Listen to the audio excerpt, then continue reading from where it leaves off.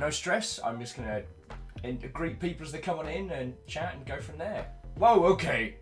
And on that exact note, Alpha Deluge was waiting in the wings. So, Alpha Deluge, Dorcas, what ho, friends? Dorcas just letting me know that I'm streaming now, just so I know. In fairness, dude, a couple weeks ago, I was kind of on a bit of a, like, old anime intro kicker, and I didn't realise I'd gone live because I pushed the button. So for like 5 minutes, I'm just jamming out in my chair.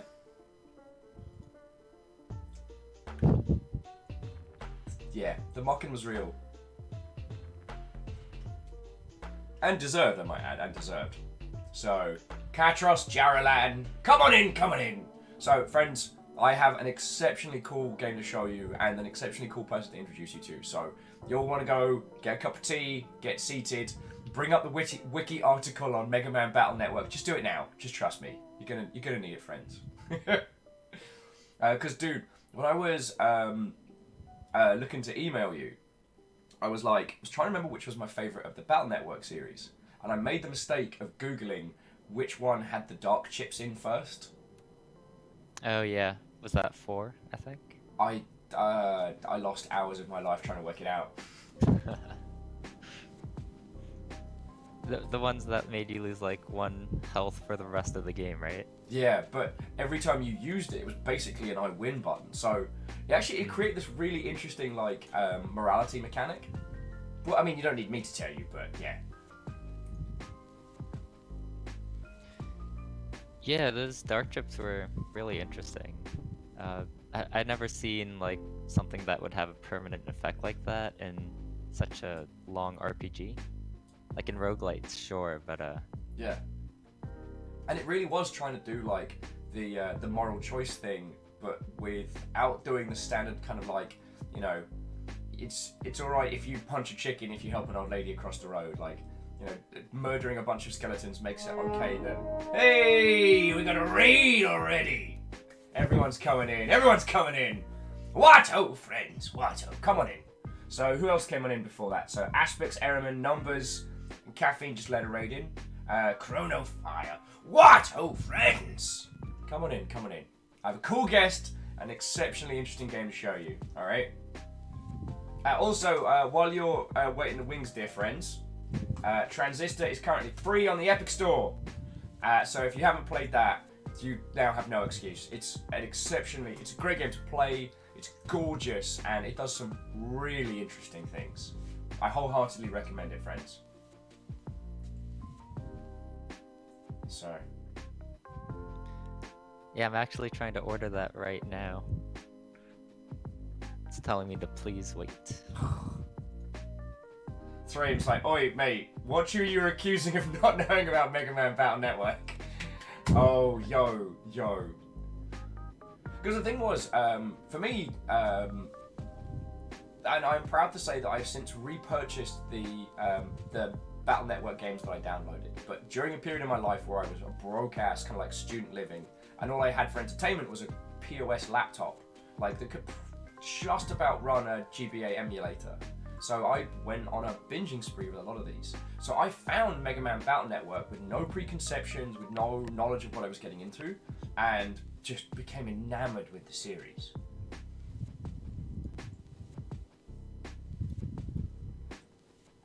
So that series has got a lot of, what's the word? A lot of personal importance to me.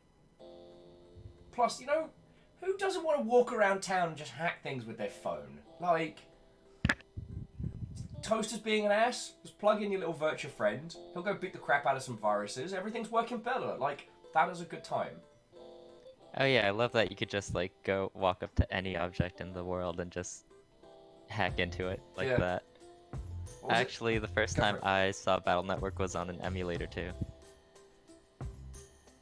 Yeah, I was like, what's this Mega Man game I'd never heard of? Yeah. Battle Network.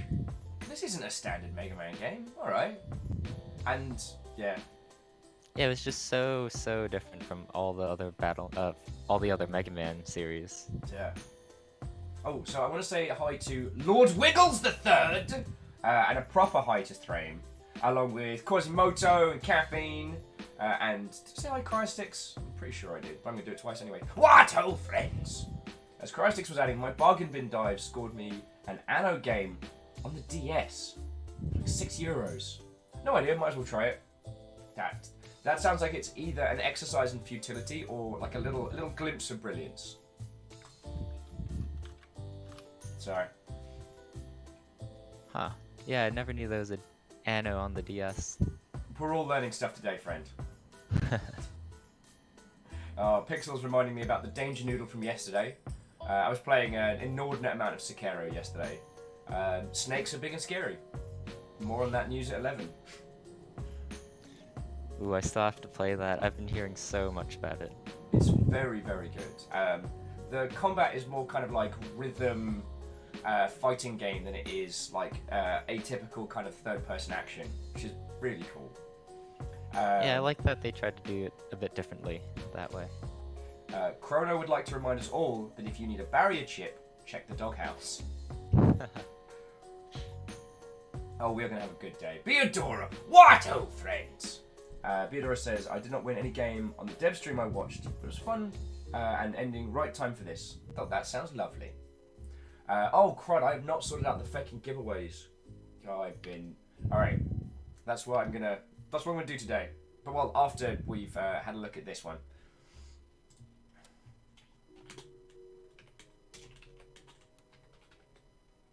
A wonderful hybrid of Mega Man Battle Network. Sorry, just banging out a tweet. I totally had it done beforehand. I totally didn't leave it to the last moment to do this. Totally. Oh yeah, I'll retweet that.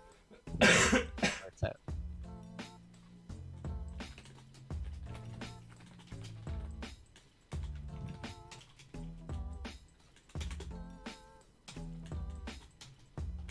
Plus and I'm gonna double tap this one.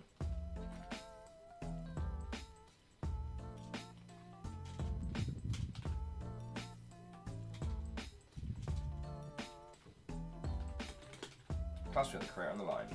Join us! It's cool, like I fully expect One Step from Eden to do very, very well. And so I get to be basically smug when communities start like bouncing up around this one, because I can, yeah, right. Yeah, you're the first streamer who's done anything like this Seriously, live with me. Yeah, so but this it's is such an interesting concept. Well, I guess my fellow peers are slacking on their laurels, which is totally not a thing I just made up. yeah. I think we were just lucky enough to run into each other at GDC. So GDC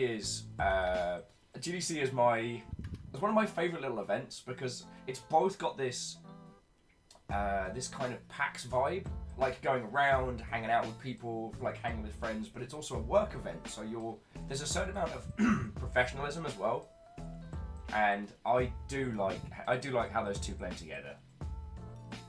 And we're gonna bomb through the door.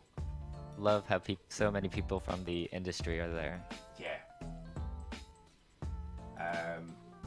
And it's crazy because, like, you know, your booth setup was in the same building as, like, fucking, you know, Ubisoft and a bunch of other, like, big players. Like, across from Shut Up and Sit Down. Oh, wait, no. Shut Up and Sit Down were one floor up. That's not the point. So Beodora's asking who's the lovely ghost voice. Well, I look forward to introducing you in about a minute. Wraith! What, old friends? Come on in. Have I finished downloading the thing with the thing? I have. No, stop! No, what? Generation Zero was like, oh, excuse me, I'd quite like an update. This is not right now. No. So, Night Valen, what? Oh, come on in.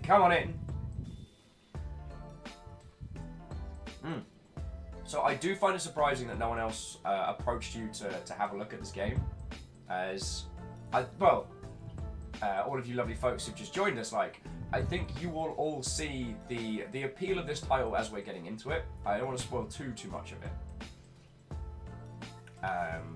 But it is not going to shock or surprise any of you why, when I saw this, I got very, very, very excitable and was like, we need to have this in our lives. Right. So, dear friends, has MeBot done its job yet? No.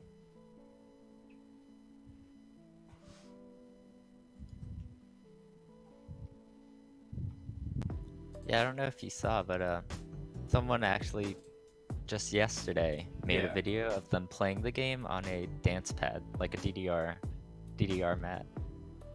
The idea, what you've just told me, makes my legs hurt. Like, the idea of what you've just told me hurts me. I did not think it was possible, but they managed to, they did pretty well. Fucking hell.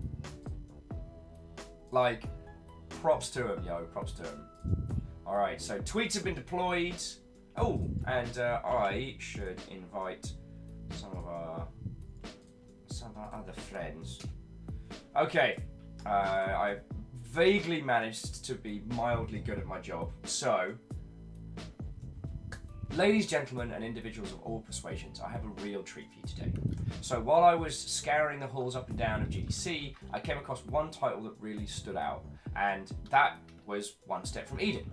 Now, One Step from Eden is an amalgamation, in my humble opinion, of Mega Man Battle Network and Slay the Spire. It is a roguelike, but with the classic combat system of the Mega Man Battle Network games, which if you haven't encountered, don't worry, because they were super hard to get hold of, and I think were, I want to say GBA only? Did they do a DS one?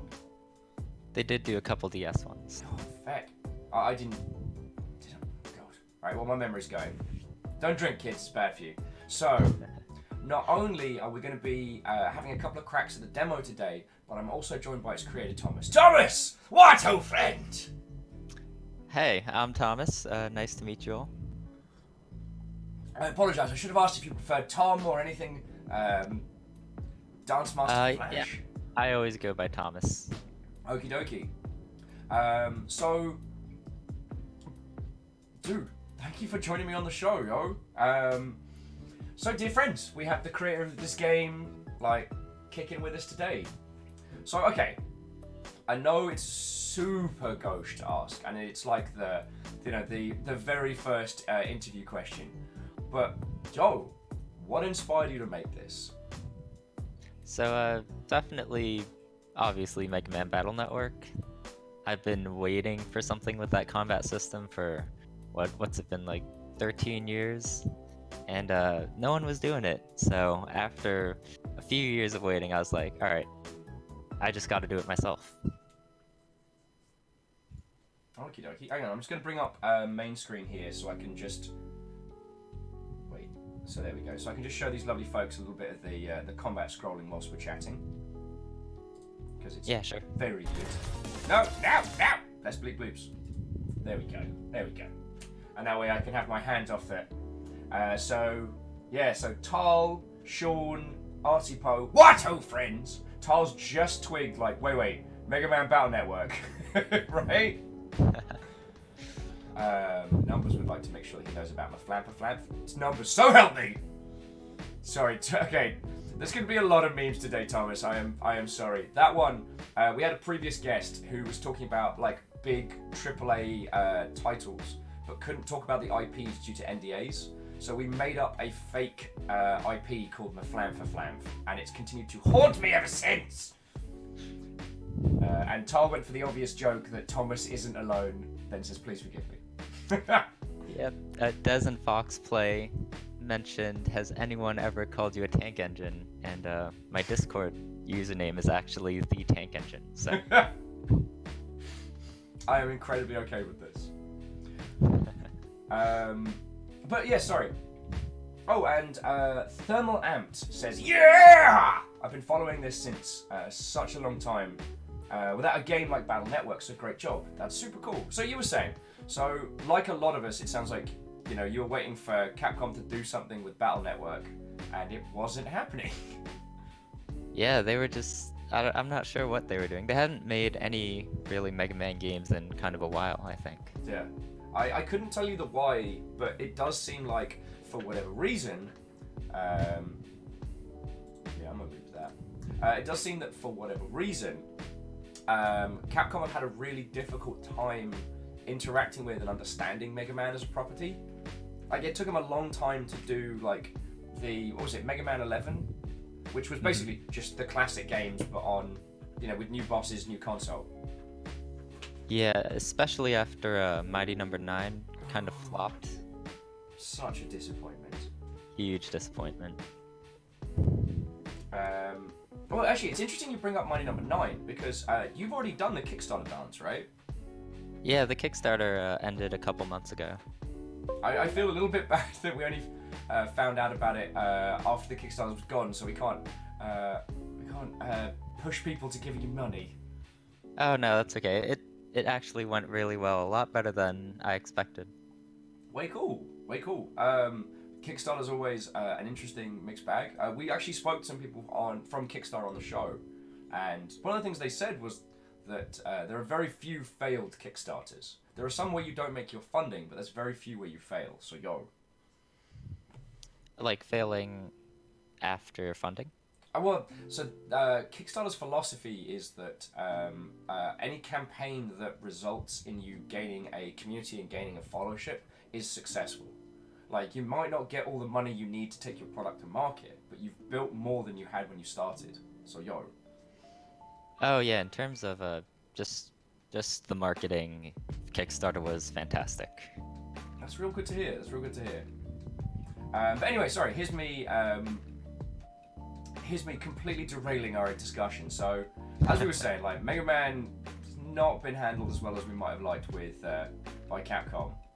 So, what inspired you to just take up the sword and make it yourself, Honestly, it was just I've been doing indie dev part-time. I started this project in college, wanted to do a little game jam, and I was like, yeah, why not do Mega Man Battle Network? And at that time, I was also very into roguelites, like FTL, Nuclear Throne, all those. Then Slay the Spire came out, really expanding the market, introducing a ton of people to these kind of deck builder concepts. Yeah. So yeah, things just kind of progressed from there. And now you're going to GDC, you got your game coming. Frosthammer Eden was saying that autumn is when it's dropping. Yeah, Q4 is the plan. Way cool. So yeah, you're basically just on like content lock and polishing now. Yep. I actually just quit my job a week or two ago, my full-time job.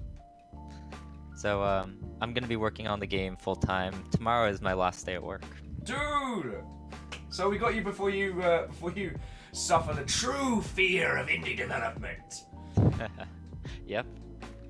Yeah, Well, it's gonna be an adventure. Not to make every conversation about me, but as someone who got out from doing like large-scale projects and AAA stuff, you're gonna love it. Also, make good friends with coffee. Yeah, I might need to buy a Keurig or something. Or a small tree that produces coffee beans. That might also be. But yeah, Jarrowland is celebrating. You're free. Also to Frosthammer Eden, Rick Jer, who both came in. What ho, friends, Rick Jer, lovely to see you. And to Joshua, who just threw me a follow. Thank you kindly, friends. So yeah, this is the game that Thomas made, and alongside this game's Mega Man Battle Network flavors, one of the reasons why I wanted to introduce you all to Thomas is it's the same reason I wanted you all to meet James last week. There's been so many stories in the industry, especially last couple months, about it being this horrendous hellscape of no survivability. And while I do not doubt the AAA scene is like that, people are making games and people are making it happen. And Thomas, I wish you all of the success, but even if your game sells a single copy, you'll have succeeded in making this project and taking it to market, and that's something that I always want to celebrate. So, once again, thank you for coming onto my show. Yeah, no problem. Thank you for inviting me. Even if my game sells just one copy, I'm luckily in a position where money isn't a huge problem. So, even if that Cool. happens, I'll be okay. Yay! Now the question is, who gets to buy the single copy of this game? We'll have a tournament to work it out. Maybe you. Maybe I'll Yeah. just give it to you. Well, what can I say? I am entirely okay with that idea. Oh, Greenfire did manage to sneak under the radar, along with Eric. What, oh friends? So I'm going to be playing a little bit of this game whilst we banter. Now, you're going to have to bear with me, friends, because this game, during the combat, very intensive. So we're going to be talking and bantering intermittently. Now, I had a chance to play the demo at GDC. I managed to make it to second boss, which I'm still very proud of. I did not manage to clear it. I don't know, did many people manage to clear the demo at GDC? Very, very few people. I mean, your first time playing, it's gonna be tough. Yeah. But yeah, I remember you getting pretty close. And considering I was probably hung over the balls at the same time, like, Oh yeah. I'm very proud of that one. I'm very proud of that one. But what I am going to do, and what I should have done earlier, let me just go back to studio real quick, is... so things you can do to support this game, should you wish to, dear friends. There is a store page up on Steam. As you know, adding it to your wish list does increase its visibility on Steam, so that does help. There is a demo there. There's also a demo on Itch and you said Game Jolt? Yeah, Game Jolt. So Steam is probably the easiest one though. So you're going to watch me fail this game real hard, but then you can play it yourself and do much, much better. Much better. So, I guess I want to go back to, at what point did you decide that this was a project you were going to take full time?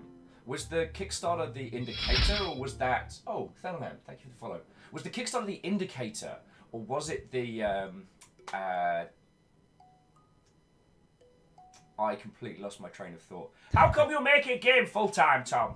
Tom, why are you making a game? Yeah, so Kickstarter, like, once that was really successful, I think we raised around 450% of our goal. Nice. Yo! Yeah, I realized it was, something a lot of people wanted and would be willing to, contribute to, which was super, super cool. But even when that was fully funded, I wasn't planning on working on the game full time. It was when I worked out a publishing deal that I was able to get that bit of extra funding and kind of have more confidence with a publisher behind me. Do you mind if we ask who your publisher is? Yeah, it's Humble Bundle. Oh shit! Yeah, I so... know that crew real well. Feck, I didn't know you. Sorry. No, it just that makes me really happy. Yeah, it was. They're really good people, so I'm really excited for how they can help. Have you got a Humble store page up yet? No, not yet. It's actually very, very recent news. Well, dude, congratulations. And because one of the things we've talked a lot about on the show is, the role of publishers, especially in today's industry. And, Humble market the games well. They look after their people. I mean, the Humble monthly is an interesting concept that works very, very well for titles that are going to have additional paid content later. But certainly not a bad thing. Oh, definitely. Yeah, that's a really great point. I didn't even think about the DLC and whatnot. Yeah, I mean, so I'm not saying that you should plan to make paid DLC, but with Humble, one of its great strengths is that if you are part of a bundle or if you are part of their monthly, your game ends up in front of so many people, and that's super cool. So, if you have a title that lends itself well to like good chunky DLC content, then it works real well. Yeah, and that's honestly my goal. Just getting people to play the game. I think that's what's most important to me. Way cool. Yeah, so I'm really happy about that. So, dear friends, I'm gonna start having a crack at this, and if you want to give a crack, dude, at explaining some of the elements that I'm going to fail to explain or fail to use correctly, you are more than welcome, good sir. More than welcome. Sure. Yeah, I can jump in for those, and yeah, let me know if you have any questions. There's still a lot of unpolished stuff in the demo. So Eclipsed Husky says modding also extends lifetime enough for devs to build official content. It does. It does. There was this horrible time, Eclipsed Husky, when there was this misnomer, especially AAA side, that mods were essentially the removal of paid content. And I'm so glad we are past that now. So glad. Oh yeah, there's gonna be official mod support, and already people are modding the demo and adding in their own spells and items and challenge runs, and it's been really cool to see. Dude, that's so cool! Yeah, it's kind of blown my mind that they can just kind of hack into the game and already, Lucifer is saying might want a folder for potential DLC plans at that rate. True.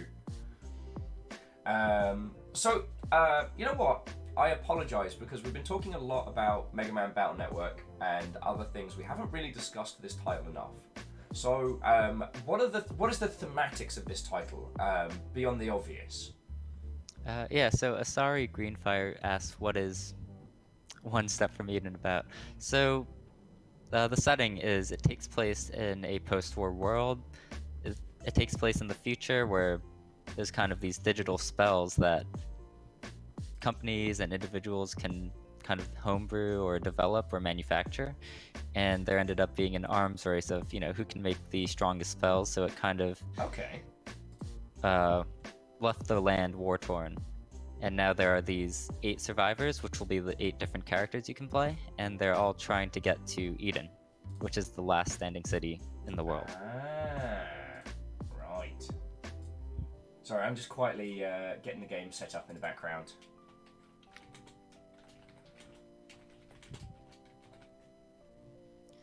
The main character you'll be playing, her name is Saffron, and she was a military kind of spell developer, so she kind of designed new spells, and there were these calamity spells that were super, super powerful and had to be locked away.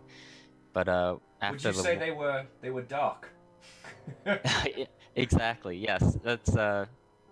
That's basically what they were. The dark spells from Battle Network, and they had to be locked away, but after the war they were missing, and her mission is to track them all down. That's way cool. And Tal does say, to joking aside, that story already sounds much better than the Mega Man Battle Network games. And friends, if you didn't encounter them, so Mega Man Battle Network was kind of like one part Tamagotchi, one part Pokemon, one part action CCG? Question mark? Sounds about right. You as a young boy with a completely boring face and boring name, and your little pal Mega Man, who lives on your tiny, it's not a mobile phone, but it's totally a mobile phone, go around town fighting viruses by plugging Mega Man into things like the toaster or a bank. As Eclipse Husky saying, the network story is in a nutshell. The MacGuffin is in another room. The MacGuffin. Yep. Now, the things that stood out for a lot of people for Mega Man Battle Network was like the combat style of it was kind of a CCG, but very action-based, and your movement on the grid was at your own choice. So being in the right place, avoiding attacks, like using the right cards from the right position was really interesting. And it added some really fun, flavorful ideas. Later games had it where you weren't just your side versus their side. Later on, you had ones where you had people in front and behind you, and you got ambushed and things like that. Now, the one that I always come back to talking about is Dark Chips from Mega Man, which were specific cards, which were incredibly powerful. But every time you used one of them, you shaved 1 life off your character, permanent.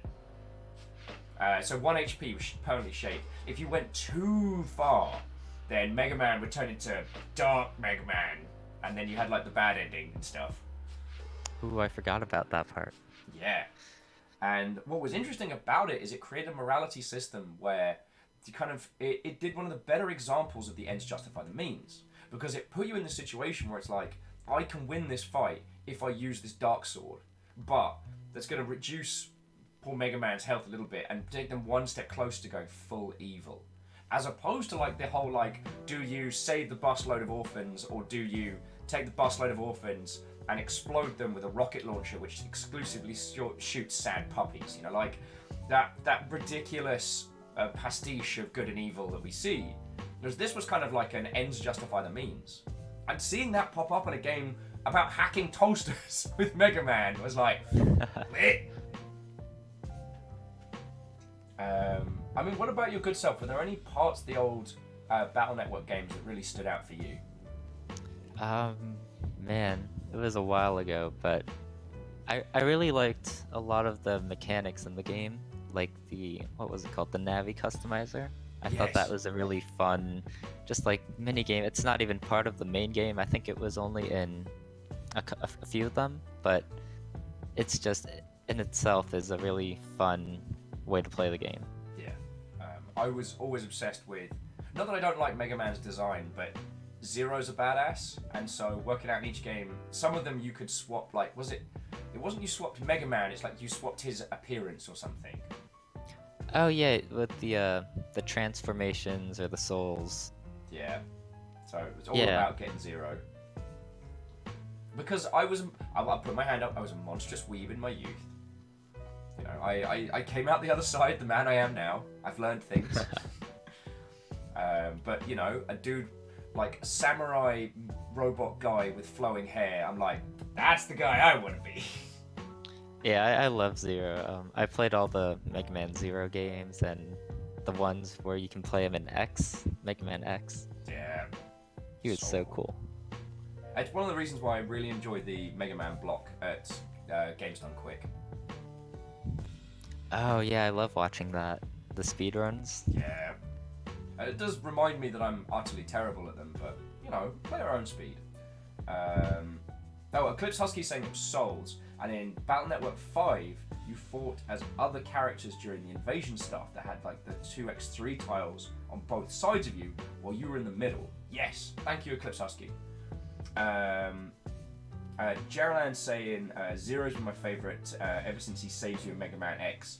Only cemented it even more when it was revealed that Zero was created by Dr. Wily, but who chose to be a hero instead of a villain. Yeah. Like, okay, Will's going to put forward a controversial statement, alright? And I'm not expecting anyone to join me on this journey, but, the TV show version of Westworld is just a grown-up version of the Mega Man plot. Changed my mind.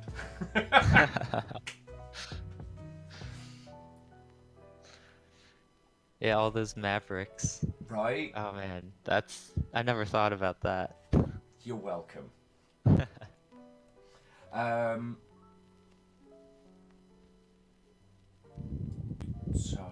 Sorry, I entirely lost my train of thought. And it's really interesting because there's this thing that you see, and you usually see it with Nintendo consoles because their lifespans tend to be a little longer than like usual. But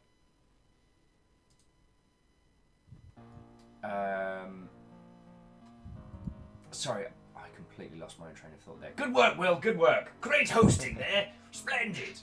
What I meant to say was that because the Game Boy Advance had such a great run and sold so many units, like, I mean, the DS would eclipse it, but the GBA did great. And it created this really, really fresh, like, school of design. Like, there are loads and loads of great games that came out of the GBA era because these developers that were used to dealing with much stronger constraints suddenly had a bit more space, a bit more time. And, you know, before the R4 card basically annihilated the handheld market, you know, the GBA was printing money hand over fist. Yeah, a lot of my favorite games were on that console, and they also made it so that you could play the GBA games on the Nintendo SP and then even on the later DSs. Yeah, which is fucking cool. Yeah, that was awesome. I have such a love for Battle Network, Sonic Rush, Golden Sun, like that little sub-genre of incredible GBA titles. Like, Tal's like, give me that GBA micro. Oh, Tal, don't. because in Seattle we have Pink Gorilla, which have gorgeous Game Boy stuff, and I've managed to resist Kraken so far, but I feel like the poor kid in Charlie and the Chocolate Factory, just my hand against the glass, looking at all these like GB micros. Sorry saying OG Sonic is good. It is, and Sonic Rush on the Game Boy Advance was fucking amazing. And soundtrack by the same guy who did the music to Jet Set Radio. Not even kidding. Oh shit. Yeah, I'm a fountain of useless knowledge. Yeah, you mentioned. Yeah, I remember Sonic Rush. You also mentioned Golden Sun. Yeah. That was one of my favorite games on the GBA too, and there's actually a big reference to that in One Step from Eden. Dude. Well, okay. So I'm not one to throw down spoilers and things, rife spoilers, but my ability to play this game may hinder me showing people some of the better elements of this. So along with like the Golden Sun moments, are there any like other little standout moments in this that you would like people to see that I might completely fail to show them?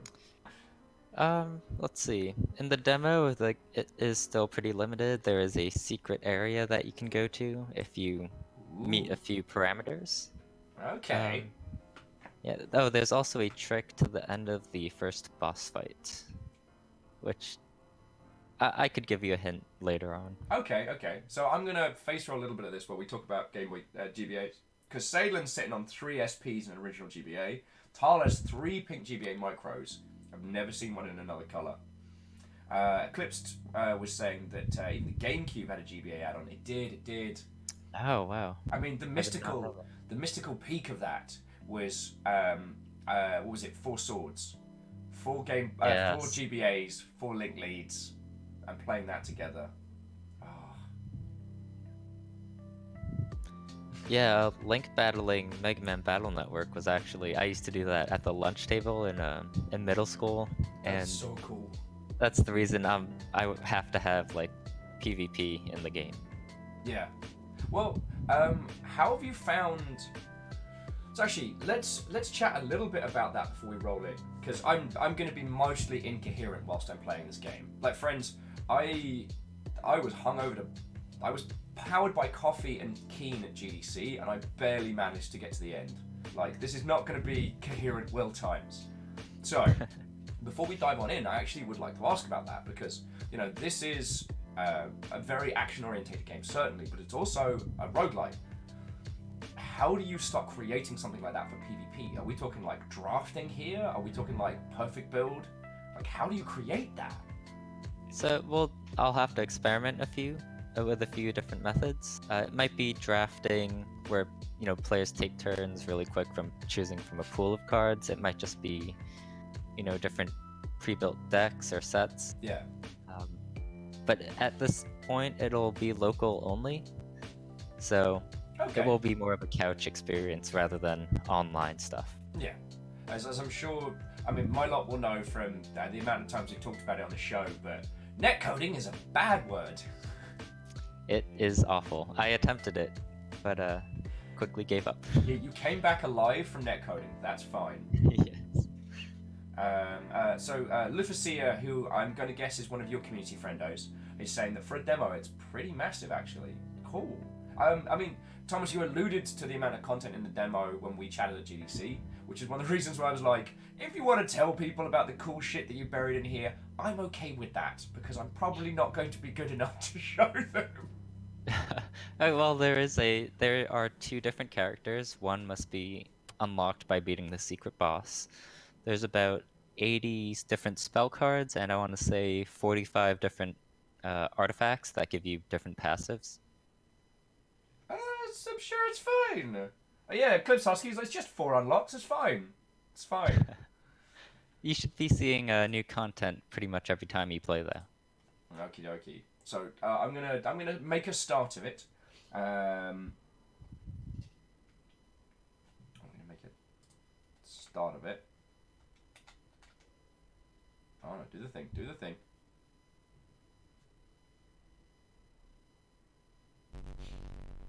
There we go. Tutorial 1 of 5. Also, Aaron Hawaii, what friend? And Lufacia says you got my name right. That is a miracle because I'm usually the worst for pronouncing people's usernames.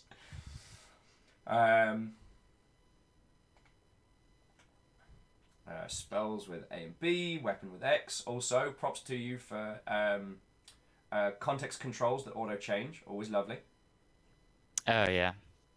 Yeah, I learned that the hard way at my first convention.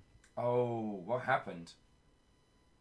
It was like there's a keyboard and there's a controller, and changing it every time was a huge hassle.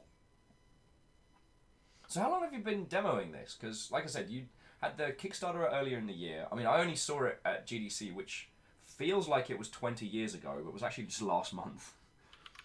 Yeah, let's see, the demo first came out around, was it September of last year? So Okay. about 6 months now. And since then it's, received tons of updates. Just gonna bring the sound and the music is rad. I'm just gonna bring it down a little bit so it's not drowning you out, good sir. How's that coming through, dear friends?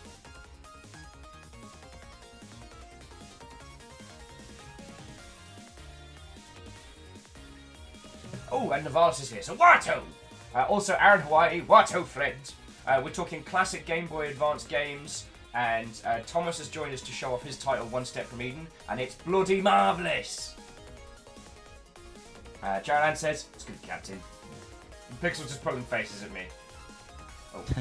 Sorry says, lower the SFX a little bit. That's fine with me. The music is rad. But as we don't have an infinite amount of your time, dude. I want to make sure peeps aren't missing out asking you questions. Yeah, definitely. All right. Oh, beat secret boss to toggle character. Nice. All right, let's do this. Ow! Ow! Ow! Ow! Note to self: do not shoot the nurse in the Gabba. Made that mistake. DK Thunder! Sorry. Yeah, so on the left there's your deck of cards, and they'll kind of move down as you cast them. And once you run out, they'll get reshuffled in a random order. Yeah. So Nice. it's more deck builder than anything else in this kind of style, and this is where the fun starts happening. Each victory, choose a card. What could happen? Right, fill the enemy field with mines. Yes. I'm just gonna say yes. That one's fun. Thermal Lamp says, this victory music sounds familiar.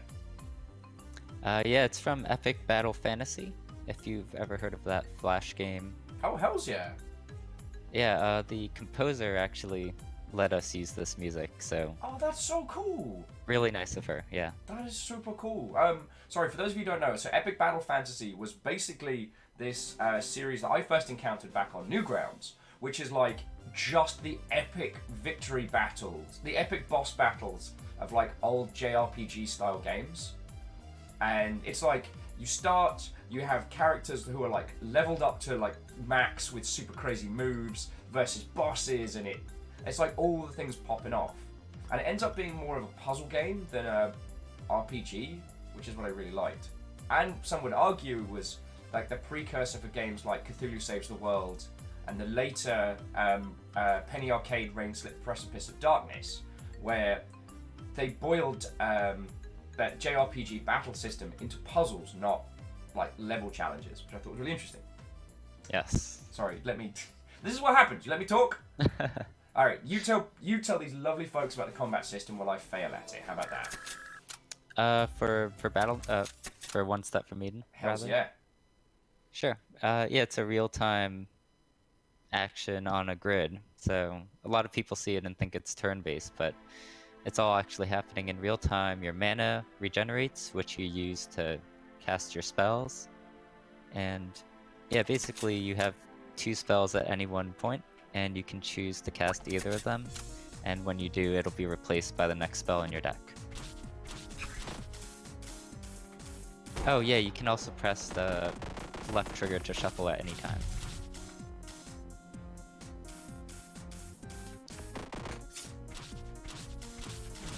So you'll see every time he casts a different spell, it does something completely different. Yeah. Try not to murder the medic for once. But, yeah, sorry. I'm gonna say it's entirely not being sorry. She can take one minefield. She's fine. Look, she's She's fine. fine. I haven't actually checked what the Geneva Convention is in this world, so I'm just gonna assume I'm allowed to throw mines everywhere. So You are. Storm Rider and Frosthammer Eden. What? Oh wait, no, I said hi, Frosthammer already. I'm sorry. But to Storm Rider. What, oh friends? Oh, just shot the medic in the gapper. That was bad of me. I'm not. This run is not gonna go well for Will. The little crosshair on the enemy side will help you aim some of your spells, like that thunder.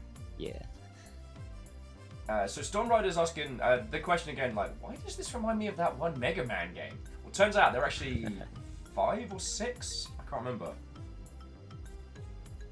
Yeah, there's 6 of them, including their little sequels.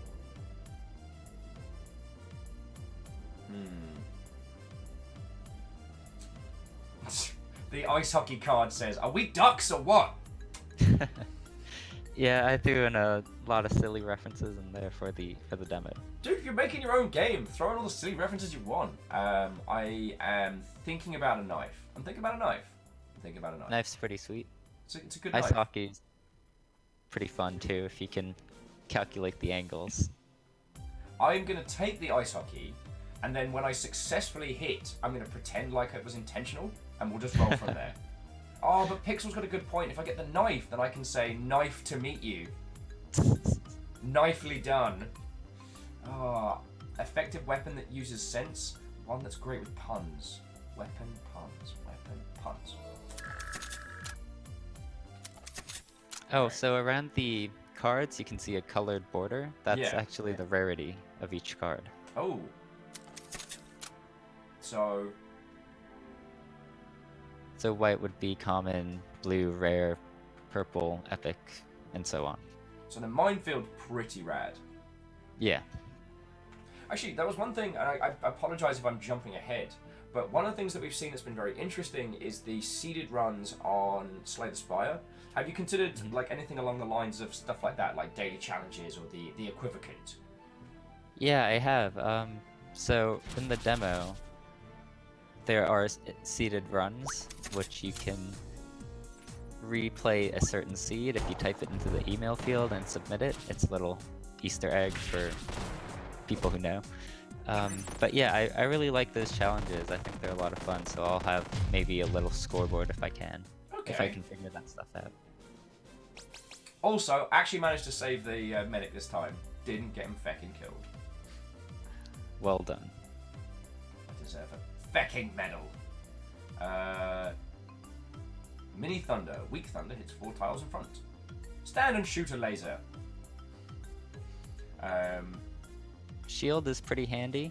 It it only lasts for the battle, but it'll block a decent amount of damage. Sounds good. I'm gonna take yours. Ooh, okay. So here's an artifact. I wanna Oh yeah, so Oh, go for it, dude. every once in a while you'll level up and be able to choose a passive buff. So what I've got here, I've got Mana Gem. Get 1 more mana. That could be handy if I start busting out the big spells. Yeah, that would actually be really handy. Because some of the spells cost 4 mana, and you have a max of 3 right now, so if you choose those, you won't even be able to cast them without the mana gem. There's the Medkit. Heal 250 HP. That's pretty handy. And the Medkit just says, I don't need it. I don't need it. I need it! And then the Rose. Change your max HP by a bunch and heal like all. Yeah, simple heal the max health, but reduce your max health too. Okay. I feel like the Rose is one of those super clever items that I just don't understand because I'm a stupid. I'm going to go for the Mana Gem, but there we go. Do it. So Storm Rider says, so, is a friend of yours making a game? Storm Rider, I'm joined the line by Thomas, who is the creator of this game. And I didn't ask if you were making this game solo or if you were making it as part of a team effort, but I only spoke to your good self at GDC, which was very rude of me. I should have asked. Oh no, yeah, so I'm the solo developer for it, but I am contracting a couple people for the soundtrack and the illustrations. Ooh. All right. Take it under. Whoa. Eat mines. Yeah, I know. I'm very, very coherent. Feckin' wait, host.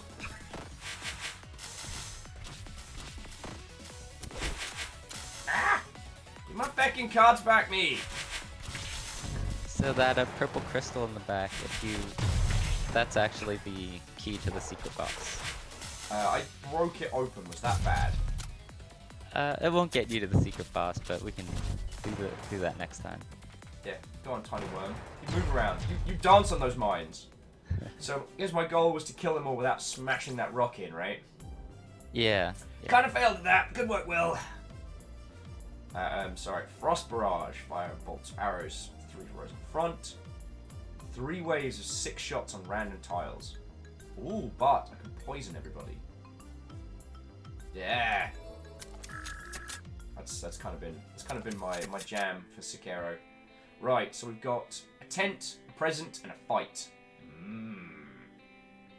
Lufacia would like to point out that your art and music people have been doing great work, which is super cool.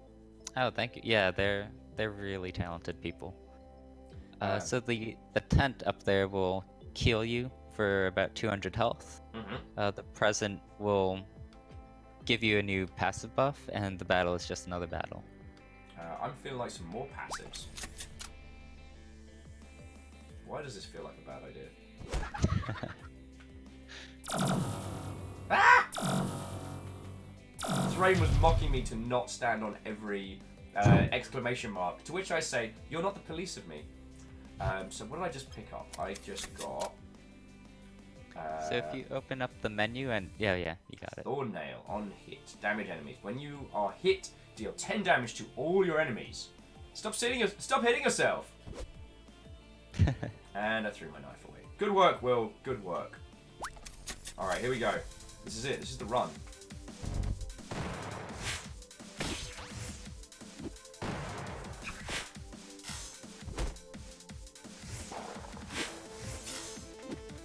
Here we go. Here we go.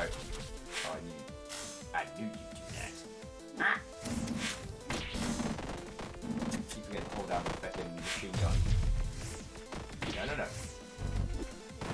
Yeah.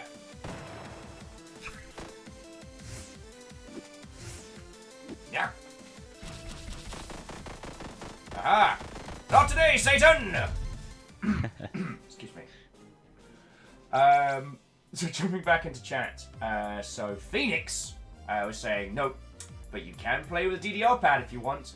So Phoenix, Thomas was telling me about that earlier, and it made me hurt to think about. My legs are hurting from the idea of playing this with a dance mat. Oh yeah, same here. Also, I feel like I should, if you don't mind, I'd like to introduce myself a little bit to your community, as I feel I've got so many new faces in here, it's a pretty good day.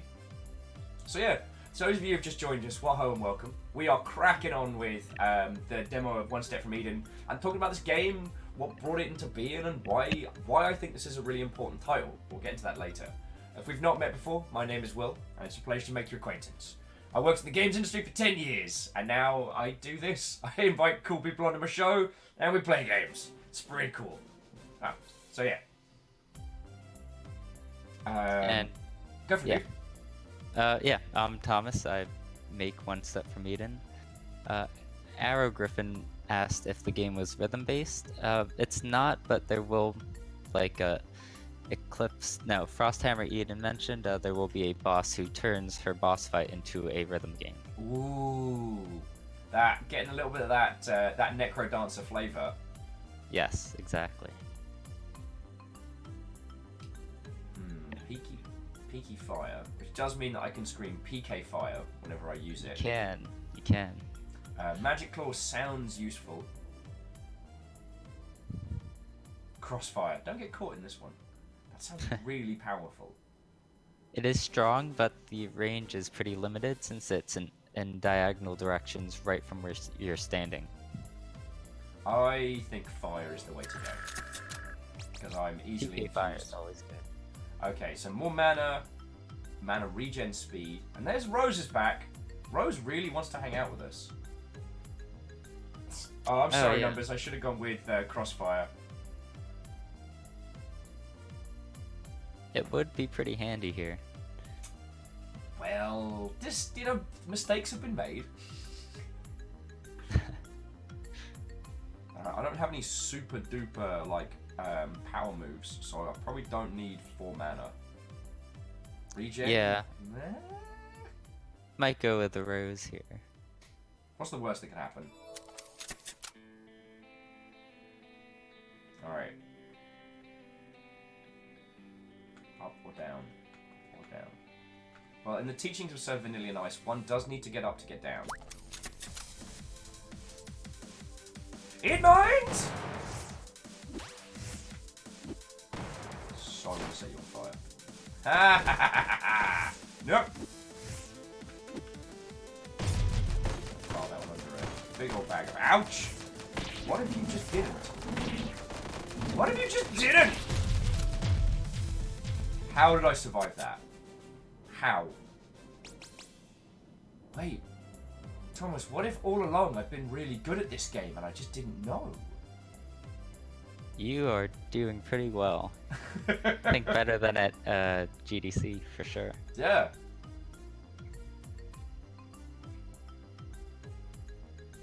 Alright. Cast a spell in the other slot and then consume it. So Fling is basically like free cast. But Numbers is very, very intent on Hellfire, and I didn't take Numbers' recommendation last time. Ooh, more goodies. On equip, spell power up, defense down. On equip, defense up. Yeah, so defense reduces every hit you take by Increases 2. the amount of damage I do. Yeah, double edge is you get a bit weaker, but you do a lot more damage. That sounds very us. We're just glass canninging this one. It's gonna be fine. It's gonna be fine.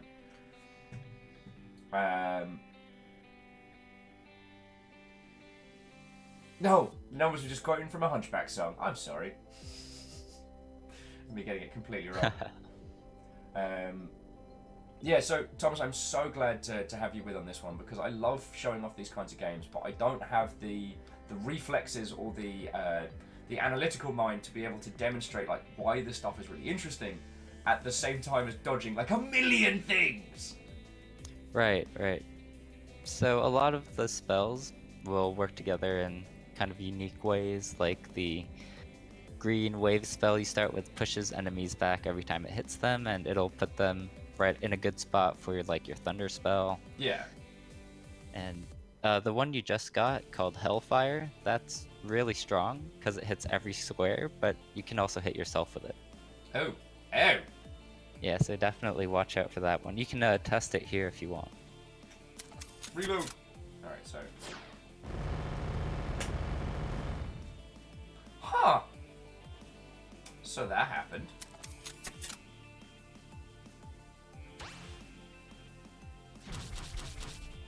Oh, you dodged it. Nice. Thank you. Yeah, I'm not it might even be a little mildly- harder in the middle of battle, but Details. Yeah, Thrain's right. I'm so good at dodging. I don't need defense. Yeah. Just defense is for people who get hit.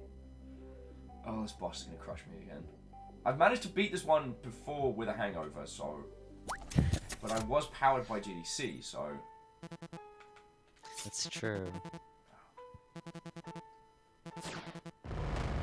I think you can do it.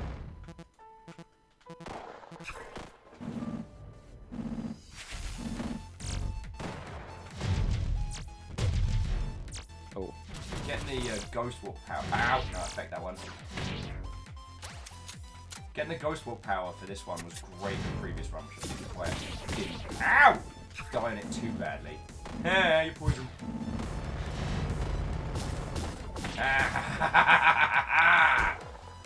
Eat mines! Didn't even nope Vention, am I right? Yeah, I made that joke twice so far in the show today.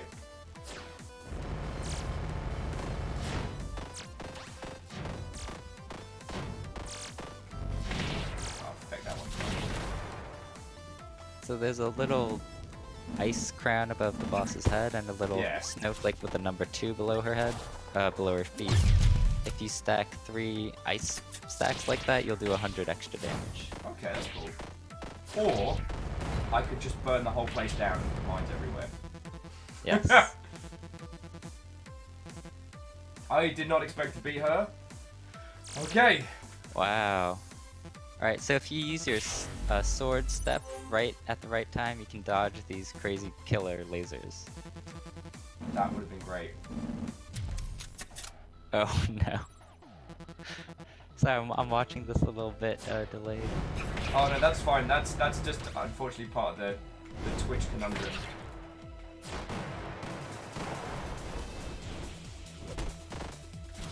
Oh, good luck against her. You think?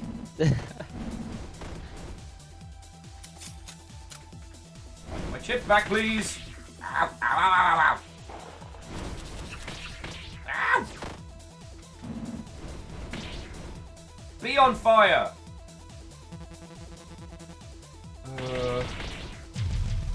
We're gonna file that one under a big old bag of nope. Okay. So, firstly, TSCTH, what up, friend? Also, it's not a cult. J-Post, thank you for the cheer there. That was... Oh, bonus spell unlocked. Ooh. Let's restart Oh this. yes, you got the first achievement in the top left there, Oh, cool. which gives you a new set of spells that'll randomly appear in the demo. Nice.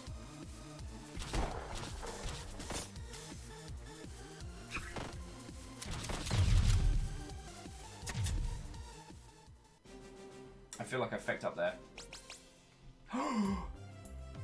Step off as I Ragnarok the house. Ooh, that is the Golden Sun reference. See you in Valhalla. Nice. So TSCTH says, what are we playing today? So, I am joined by Thomas, who is the creator of this game, One Step From Eden. We are playing the One Step From Eden demo, and I believe you were saying this game will be out proper Q4 this year? That's right.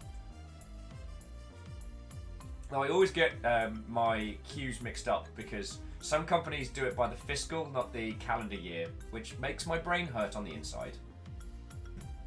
Yeah, you could say around October, I think, if that's October's a good- more clear. Alright, so... Oh yeah, the distress signal is down. Alright, so we've got more fights this time. Okay.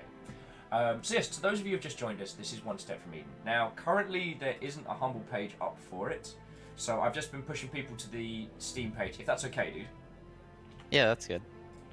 Now, the demo that we're playing is fully available on this, on Itch, and on Game Jolt if you want to give it a go. Turns out there's a ton of content in the demo alone, most of which you won't see because I'm a feckless idiot when it comes to a lot of this. I do not have the combined controls to show you all the excellent parts of it. So yeah, Thomas, the creator of this, has joined us on the line. We're talking about it, talking about, you know, video games and why they're bloody brilliant. You know, standard stuff. If you end up going to that distress zone, there are a few ways to deal with that turret that shoots the bullet at the hostage, and Ragnarok is one of them. It'll kind of kill it before it can get its shot off. Nice. Whereas, what did we do last time? Last time we just soaked the hit. Yeah. Good news and bad news. Boff.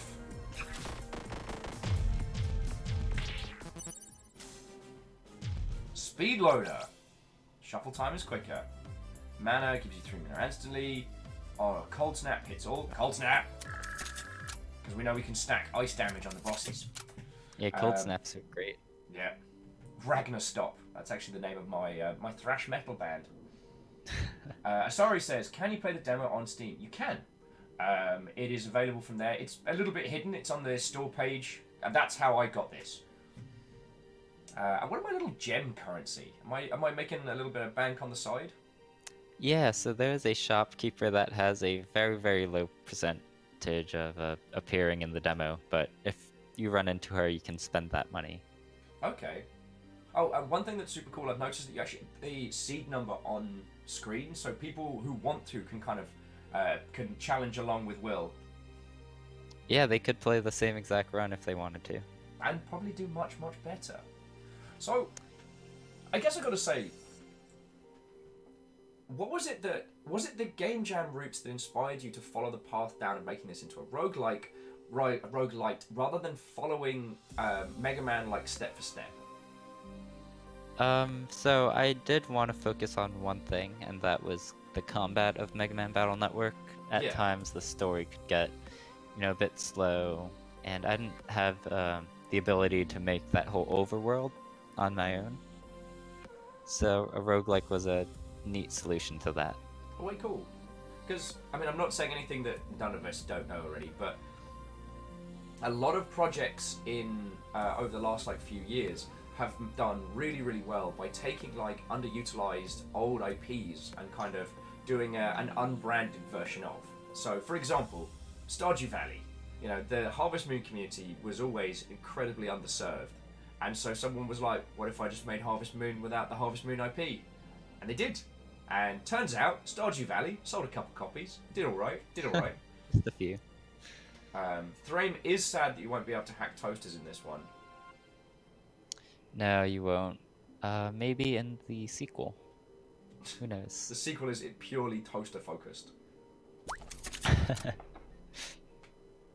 We meet again.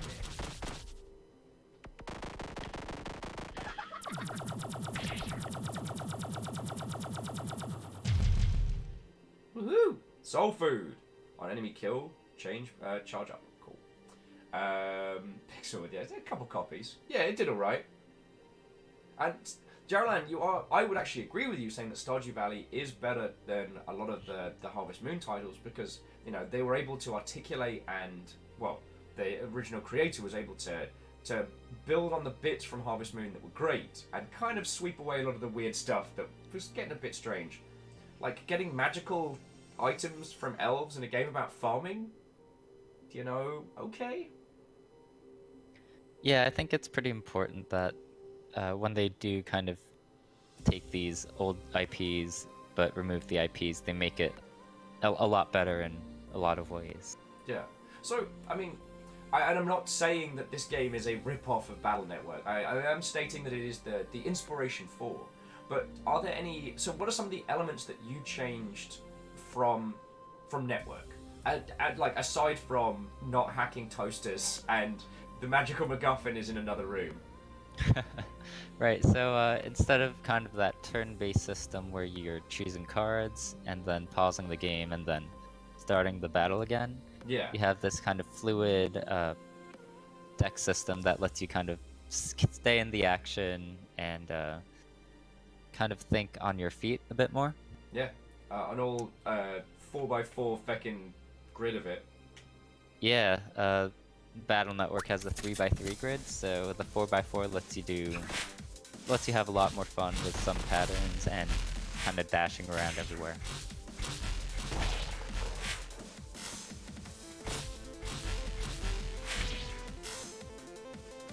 So to get to the final boss, you want to end the battle with the purple crystal at 100 health.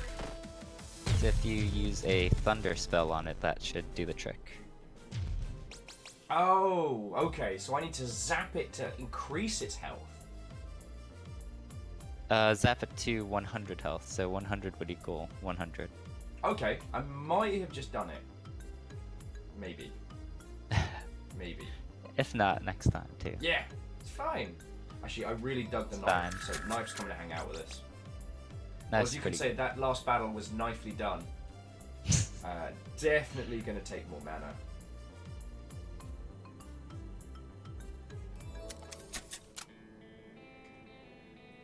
Alright, present, heal, fight. Present or do a murder? What do you all think? So Lufacia says, as an April Fool's dating sim joke, just make Eden 1.5. Could be the DLC toaster back. Hey, dude, toaster playable character. We will pick that up. I'm sure someone will mod that in. And Lucy was saying, Battle Network to Eden. There's less room to breathe as Battle Network's custom gauge effectively pauses the game every 10 seconds. That's a good point. And it felt more like your draw hand and constructing your deck ahead of time felt like more of a part of this.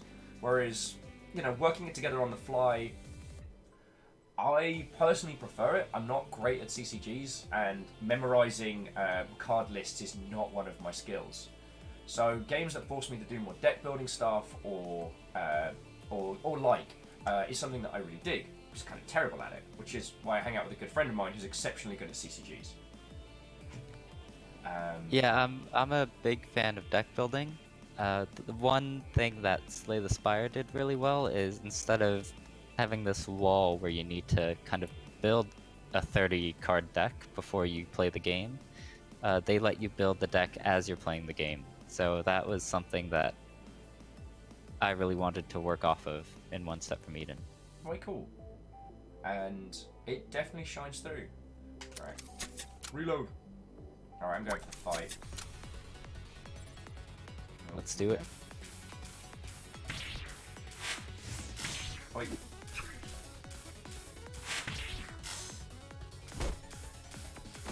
Try not to stab the medic in the camera. Surprisingly difficult. I will level with you. Yeah, she's Oh! she's pretty weak.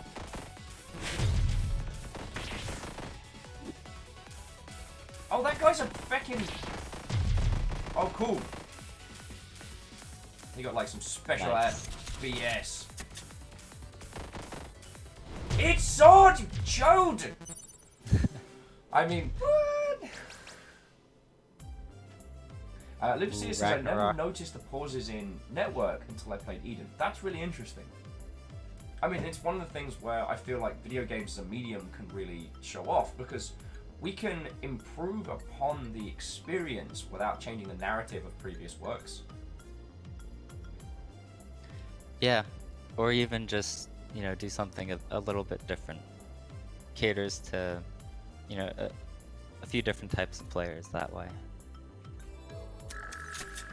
I don't think I'm doing very good at this run. So rather than shirk at extra defense, I'm going to get lots of extra defense. Alright. And once again, one and all, if you do have any questions for our excellent guest, please feel free to belt them out. One Step from Eden is a lot of fun to play, but as you've all noticed, there's a lot of things going on at once, which makes me less than my usual hosting self. Yeah, Leafosier mentioned the nurse buffed HP from 80 to 90, tripled her life expectancy because the Step Sword AoE attack does exactly 80 damage. Okay. And a lot of people ended up killing her with that. I'm not saying I gunned her down immediately when I saw her in the main game, but, like, have you ever seen Ragnarok hit just a regular person? Yeah. I'll take that poison dart. Like I said, I've been playing a lot of Sekiro, so I'm just all about poisoning people right now. Salen says, I agree on a different point. I'm going to enjoy both for different reasons, and it looks more like a parallel evolution than an improvement. That's a good way of putting it, Salen. And it's interesting to think that a game that... a combat system that came from a very specific game could in itself become something that inspires beyond. Like... It's one of those things that I find so fascinating about video games as a whole. Like, entire genres are spawned just from one title's deviation. One combination of different styles can spawn an entire subsect of video games. I really love that. Yeah, it's really awesome when you see games take kind of the best parts of other games and marry them in a way that ends up working so well in a way you couldn't really imagine.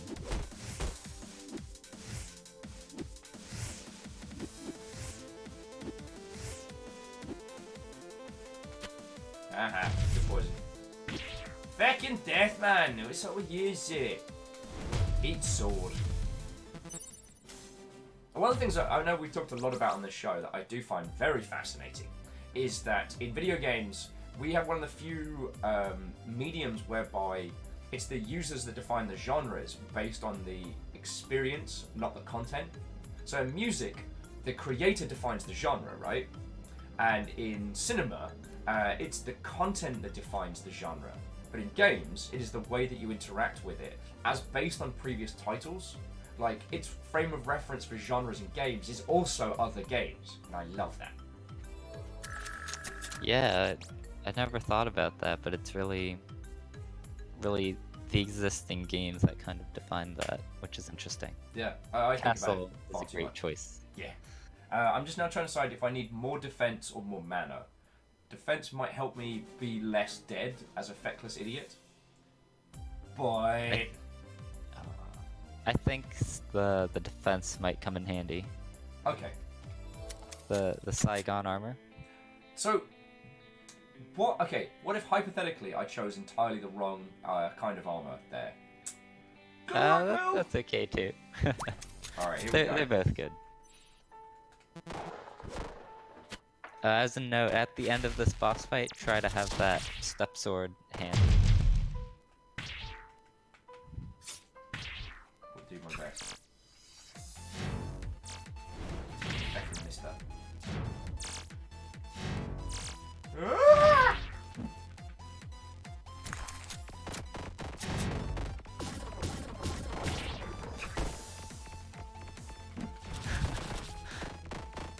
Just not gonna talk about it, it's fine. It's fine, everything's fine. We're fine here, how are you? No, you're still... Oh, I killed my own gun! Oh no. Yeah. No! I mean, I am a consummate professional, what are you talking about? Boff!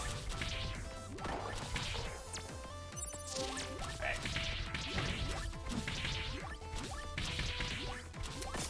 Okay. Thought I could take her out with that. Oh no, it might be alright. Alright, then... Wait for it, wait for it, wait for it.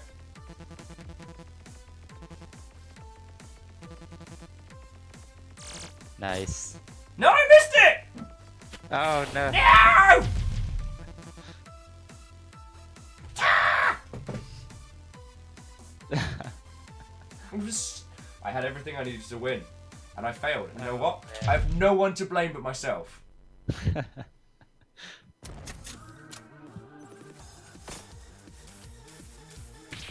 need to remember to hold down the shoot more gun button. Just kill a bug with lightning. Storm Rider's like, well then. Will got owned. Details, details. Knife or poison dart? Oh, poison dart.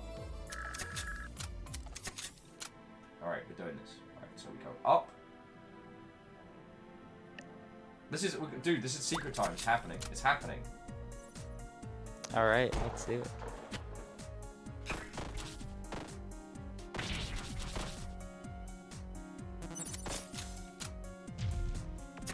Oh, yeah. I like I can poison a turret. Super minigun. Yes. Oh yeah, you just need 4 mana for that one. Curses. But it's worth grabbing now. Yeah, I'm sure you'll run into a mana gem or two. Alright, we're going for this dance again.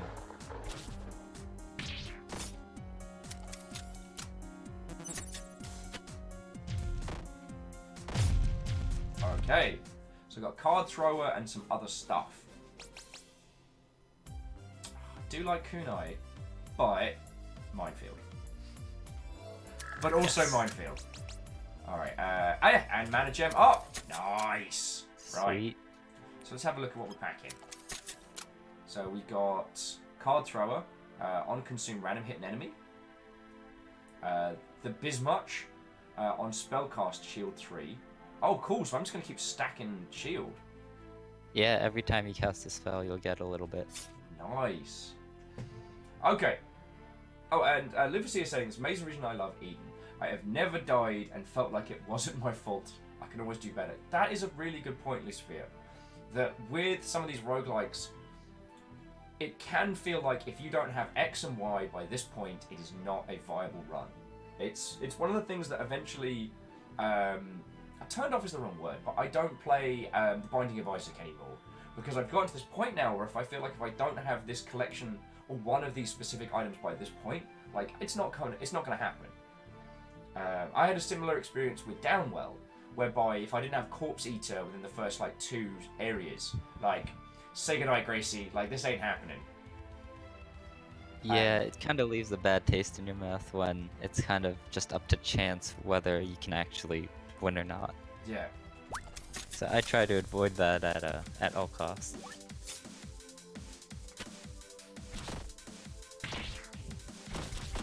So for this one, you're gonna want to use the Thunder spell before you kill that turret. So there we go. Oh, and now I can use the big machine gun. Oh! Still firing. Still firing. Alright, so do we want Thunderstorm or more knives? That's the question. That's the question. Ooh, Thunderstorm. You think a Thunderstorm? I mean, I will... Yeah, it's pretty good. It looks cool. Thor would be jealous. Someone tell Thor he should be jealous! So Thor is a very, very good friend of ours who makes a game called Heartbound. And he runs a channel called Go Pirate Software as well. And has been excellent to me and to the people here. So I'm basically going to tweet him the card Thunderstorm after this show. Oh, that's awesome. Yeah, I've seen Heartbound on itch, and it looks amazing. Or as Marshall says, Go Gnome Softworks. Yeah. Thunderstorm has been taken. Okay. Oh, sorry, so we're in the secret area now.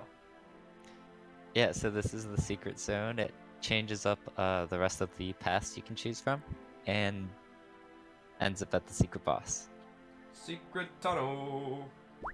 Secret tunnel.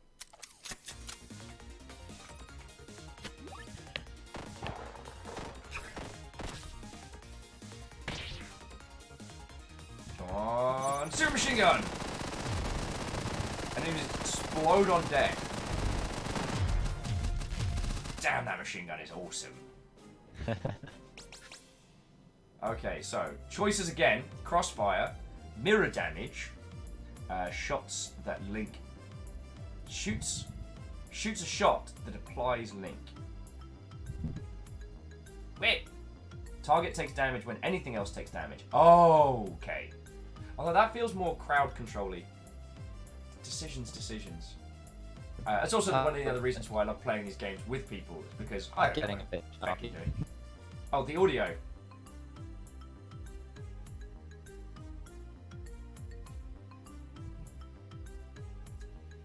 Well, you're coming through fine for us, good sir.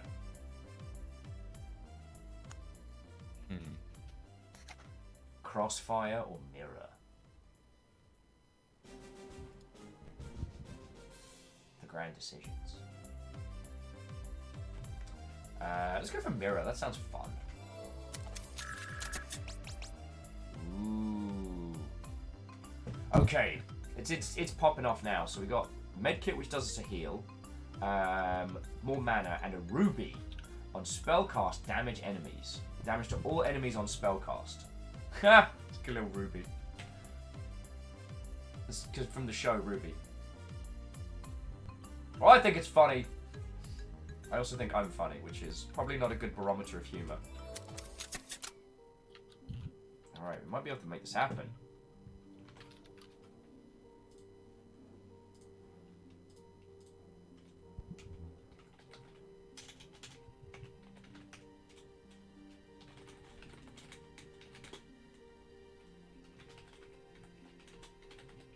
We're just dealing with a tiny technical problem.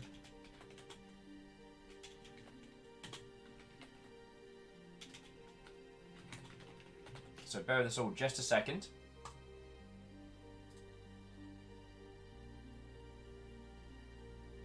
Just a second.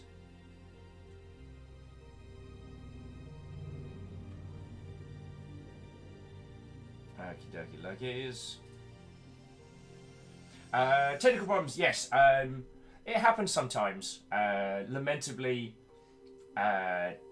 Discord can be a grumpy grumbum sometimes. Sometimes. So I've just invited Thomas to join us on the server side, so hopefully we can get that all sorted.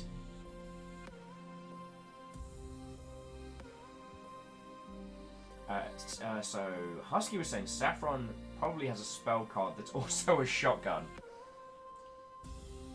But the shotgun is also fists. Alrighty. Are you there, good sir? Hey, Will. Welcome back, welcome back. Alright, I can hear you loud and clear now. There we go. Sometimes Discord just gets a little bit grumpy when it's person to person. Yeah, I've seen that happen. Alrighty. And thank you for bearing with us. So, I've got you nice and turned up. So, we went for... Let's go back to... whilst we were having those little cheating problems, I picked up mirror damage because it looked funny. And we got the ruby artifact. So, on damage, anytime I take damage, everyone else gets hurt. Sorry, on spellcast, everyone else gets hurt. That's a really good one. And mirror damage also means that when you take damage, that mirrored enemy will also take damage. Ooh. This is going to be fun, isn't it? I hope so. Oh, that was the other thing that I wanted to ask. So currently, this is like, the equivalent of, if we were talking in Slay the Spire terms, this is one floor, even though we're in the secret area now. How many are you planning on having content-wise? Also, Jack Sculch! Thank you for refilling the pint glass. So yeah, there will be about 8 floors, much shorter than Slay the Spire's floors, so the total time will be about the same, but there'll be 8 floors with 8 bosses, and then 1 extra end floor.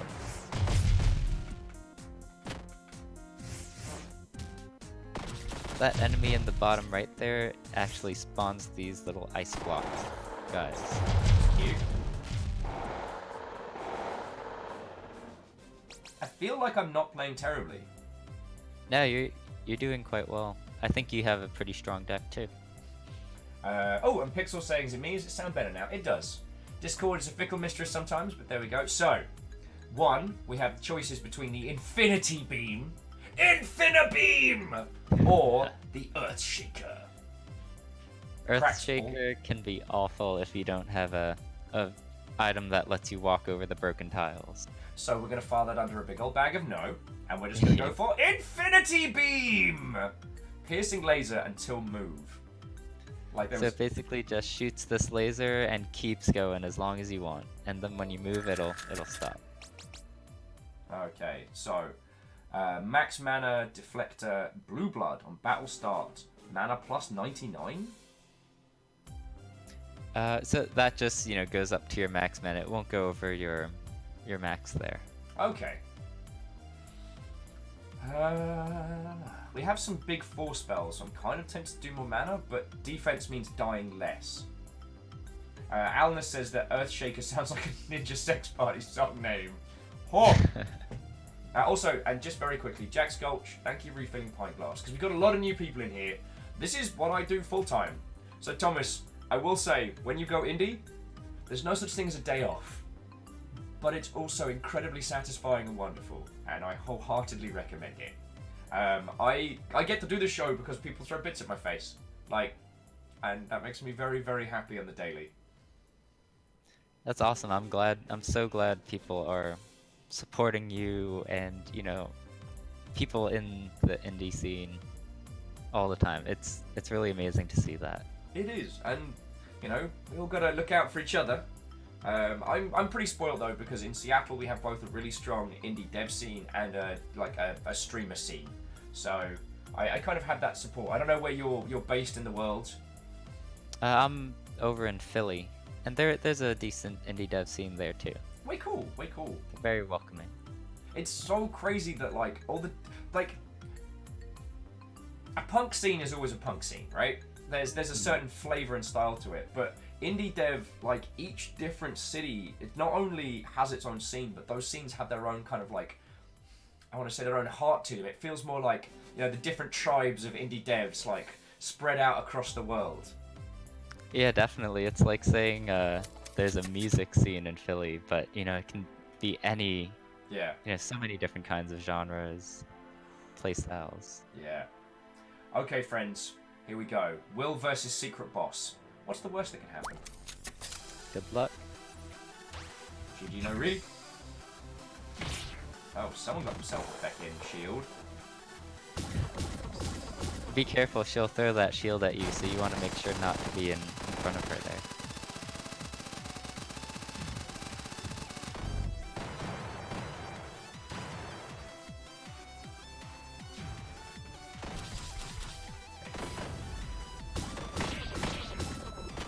Oh, how did I miss that? Why am I stopping? No, we're cool, we're cool, we're cool. Reload! Right, there's the poison. Where's my Infinibeam? Oh no. Here we go, here we go. Oh, crud in the bin bag.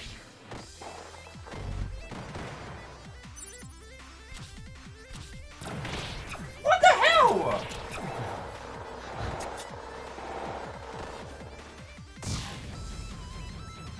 So while she has that purple thing up, she'll be reflecting all these shots.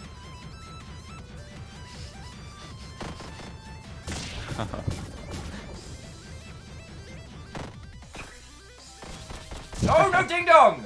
No! Crud, I have to go get the door. I am the worst host! No! Ah! Right, I'm gonna go answer the door, good sir. I apologize for the interruption. So That's mad. okay. I'm Oh, so man. mad. So Oh, mad. you had it. I'll be back in just a second.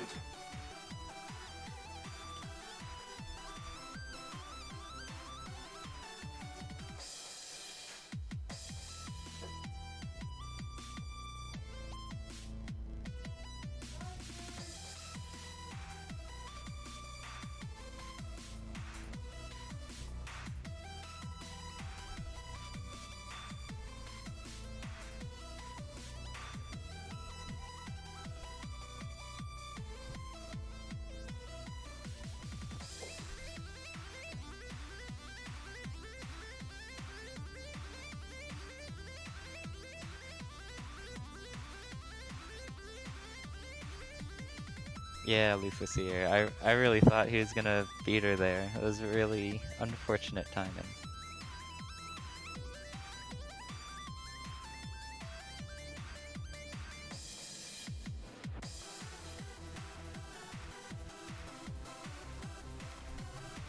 Beadora, is this my first game? I've worked on a couple other games which I've published on Steam and the Play Store, but they're a lot smaller. They're a few month projects compared to this. So far it's been 3 years on One Step from Eden.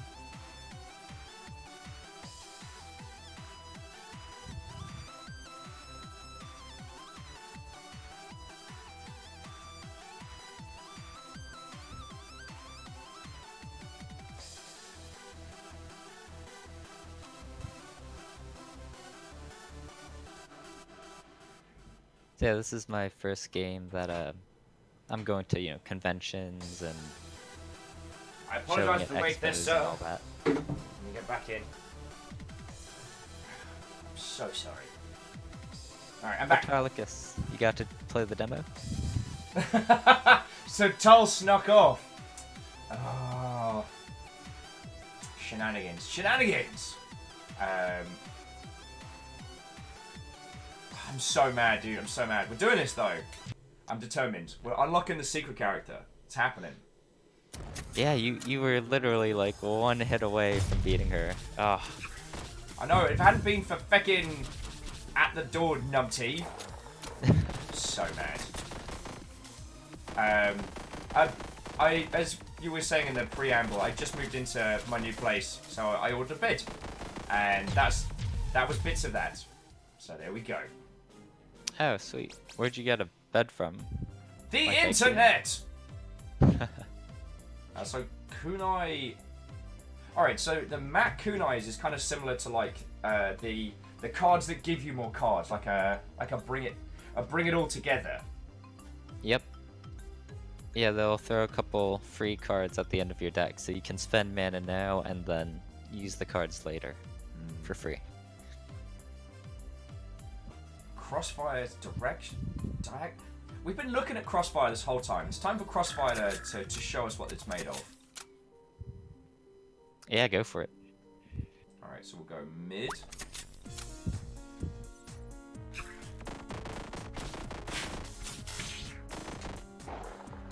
Guess you missed. I'll bet you!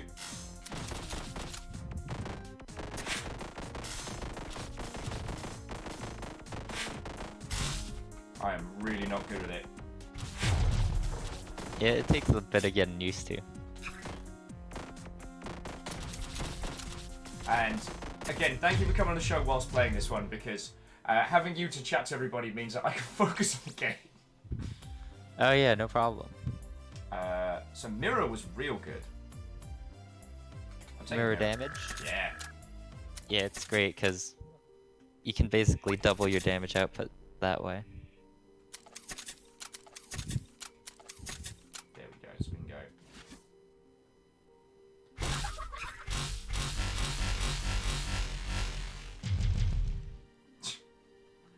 Alright. Heal on killing, on doing a murder. Lovely.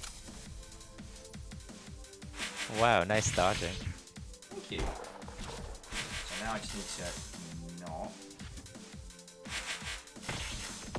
Oh crud. Did I just spec up? Let's see. Yeah, I definitely fecked up there. Oh no. Yeah. It was in a bad spot. Curses!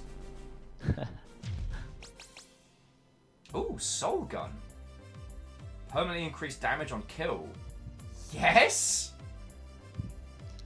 Hey, so when you kill an enemy with that, it'll get a bit stronger every time. So that's kind of like the Corpse Eater there. That's our consume to murder. Yes. Definitely gonna take more defense. So goodies, murder. So actually murder's better for us if we can get it. But then goodies.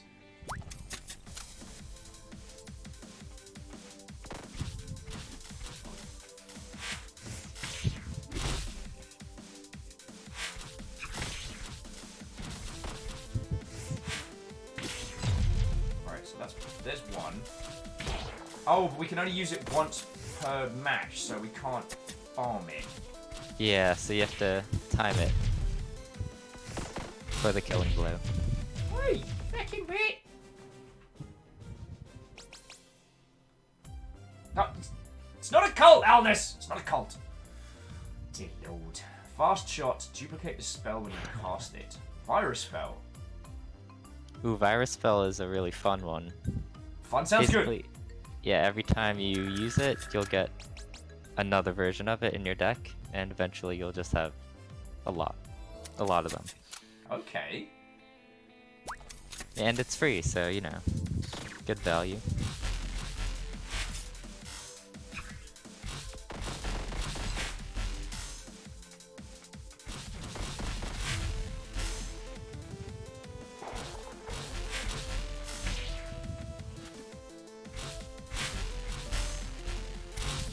Thick. Yeah, Lufusier and Eclipse Husky already know about that one. Wait, what was the what now? Virus Spell. What? If you have a really small deck, you can get a deck full of just virus spells. Is this a good idea or a terrible idea? Also, Crossfire, you've betrayed me. We are no longer friends.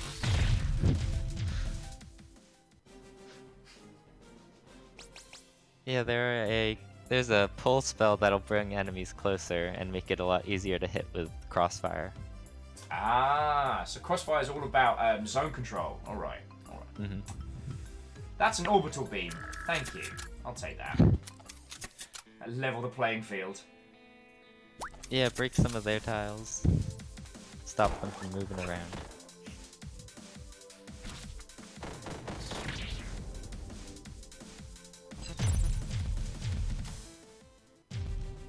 Oh, band-aids.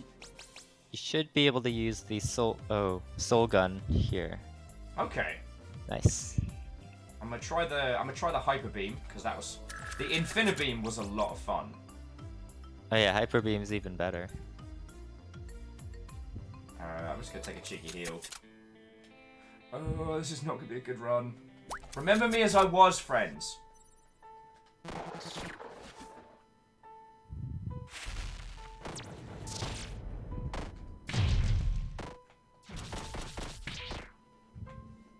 Ow! Ow! Not cool! Ow!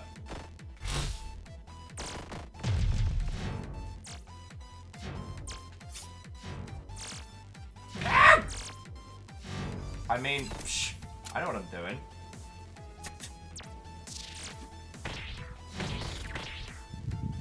Okay, here we go, here we go. No, we're good, we're good. No. Oh wow. Yeah! Made it. Oh. Oh, that was fun. No! Why? That was good!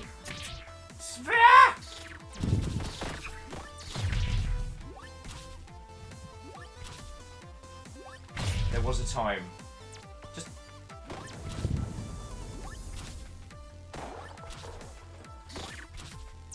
I think you still got this.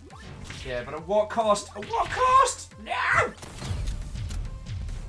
Yeah, the problem is Right, come on. Oh, it's too many viruses! Oh no.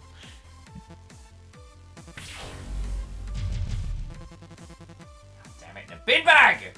Alright. No, we're doing this. Secret run. Secret run, it's happening. It's happening.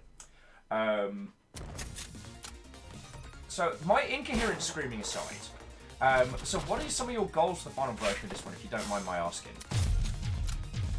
So yeah, a lot more content obviously, but there'll also be some things where you can choose what to do once you defeat a boss. So once you defeat them, they'll be downed and you can choose to spare them or execute them. Okay. And so there will be that kind of morality system, and that will lead you to different endings, which mean different boss fights. It'll be a pretty big part of the game. Okay. If you happen to spare them, they might even come and save you later on in the run. Alright. There are benefits to killing them or sparing them.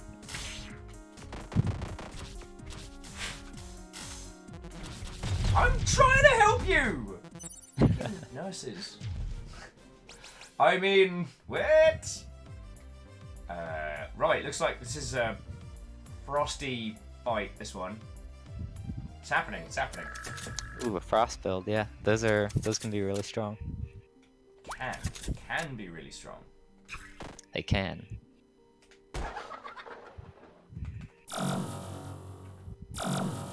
Cool, this is like a version of Where's Wally, except for Wally's a death laser, and I have to avoid him. But I guess Where's Death Laser doesn't quite have the same ring to it. Yeah, or where isn't Death Laser?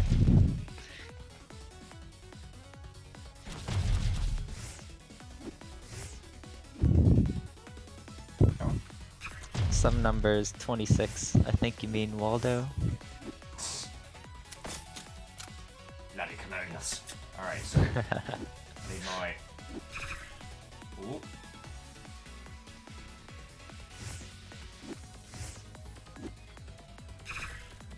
Ooh. Just being very careful. There we go. Then, okay. Now if I just don't feck off, it'd be great, right? Feckin' Dodge Master. Yes! Yes! Perfect. Secret tunnel! Secret tunnel! Alright. Mirror or poison? Mirror's pretty good, especially on those bosses, because they take it right back.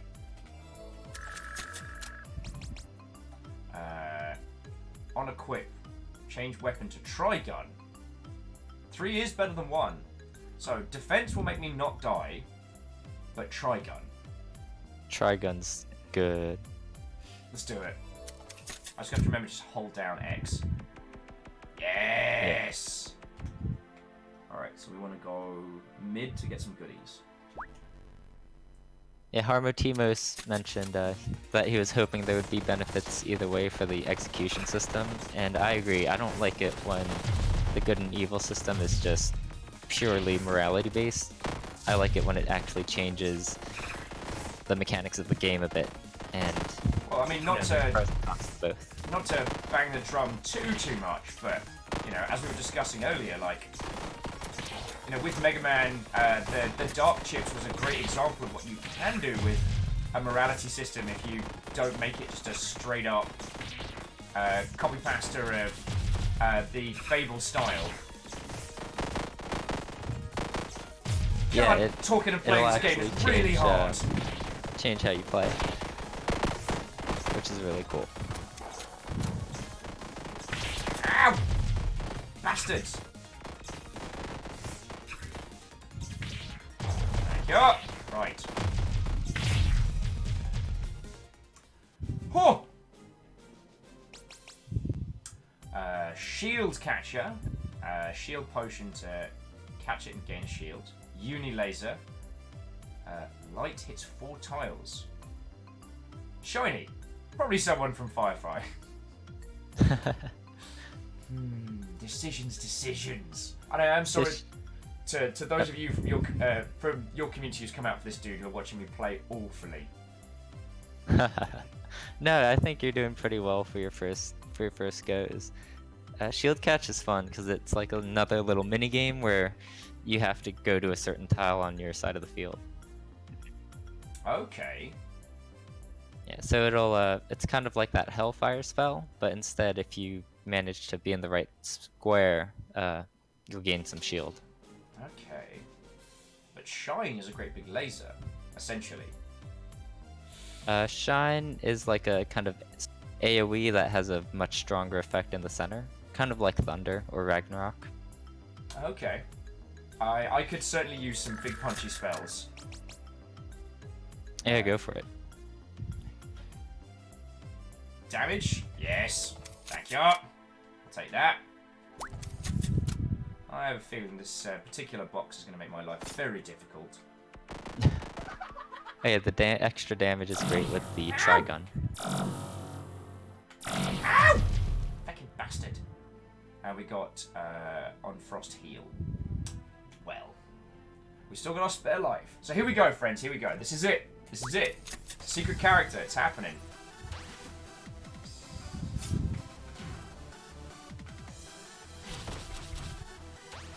All right, let's do it. It's happening. Ow! Whoa! That hurt a lot.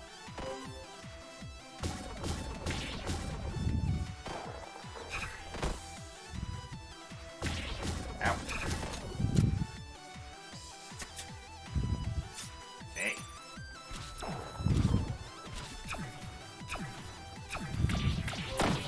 Ow, ow, ow, ow, ow. Come on. Yep. Get frozen! No! No! I mean, yes, so the video games industry, very sensible, yes. Oh man. I think that that chest right before the fight did not help you out. It did not help at all. No. I gotta do this, friends. I gotta do this. So yeah, in case you all can't see why I have an absolute glowing opinion of this game, this is why. Also, the speed at which you can just get back into this game is another thing that I really appreciate. The amount of time between runs, I think, is something that doesn't get discussed enough. Give you gems. Yeah, yeah. Sometimes it can be a real hassle just restarting. There's Yeah. too much BS you have to go through. And we saw it a lot with, again, with Downwell and games like that.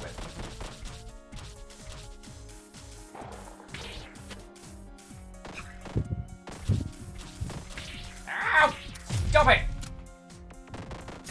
Oh, bad word. Oh yeah, that's right. No, human shielded up. No! I'm trying to help you! Ah, get poisoned. There we go. That should help a little bit. Oh yeah, I've got PK Thunder. There we go. Lufacy is asking, Thomas, tell him the speedrun record. Oh yeah, so a lot of people have been speedrunning this game, the demo at least, and Okay. the fastest anyone's beat it is around 2 minutes, Dear Lord. which is way faster than even I can get to. Like, I think my fastest was around 4, so they cut that in half somehow. Feck.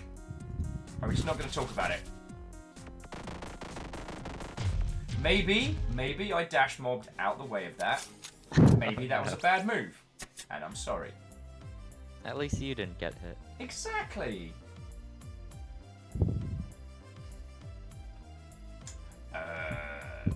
Feckin' hell. Oh, and the spooky ghost here. Brilliant. Sorry, I've currently been on enemy kill, charge HP and heal. So that's plus 5 to max. I guess. It's not a Yeah, so you terrible idea. get 5 max HP and heal 5 HP. We meet again. Stop that incessant Yo! clicking. Who was that? Alright, so yeah, whoever that was that just gifted us up to Pixel, thank you kindly. Distraction bits are a nightmare right now, so cheers for that.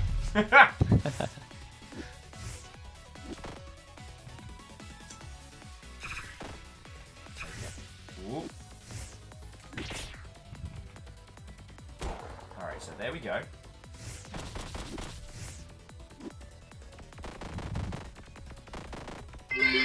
There we go! Feckin' spooky Perfect. ghost! Yeah, that wave attack is great. It is, it against is. Consume, execute. Adds 5 max HP on kill. That's not bad. It's not a minefield, but it's not bad. So, Camille, those that have just come on in. What? Oh, friends, welcome. Ooh. Start with shield or more defense. Decisions. I think I've had more luck with going for like just upping my defense. Yeah, I think if you get hit a lot of times, the defense ends up being a little bit better. Alright, let's head on down. We're doing it though. It's gonna happen, friends.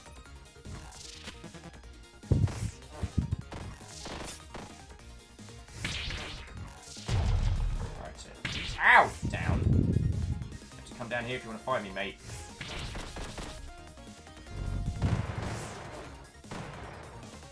Nice thunder. Thank you. Cheeky thunder, bit of mines, everything's fine. Soul Gun, you were lovely, but you just... I'll take a cheeky knife. I think Soul Gun for long runs would be incredible. Just like stacking it up, making it more and more and more powerful. Yeah, not as good in the short demo, but you know, a little sneak peek of what you can do in the full game. Alright, so this is the box that wrecked me last time. Yeah, and you can choose to just skip it if you really want to. If I was a coward! There we go, where was that?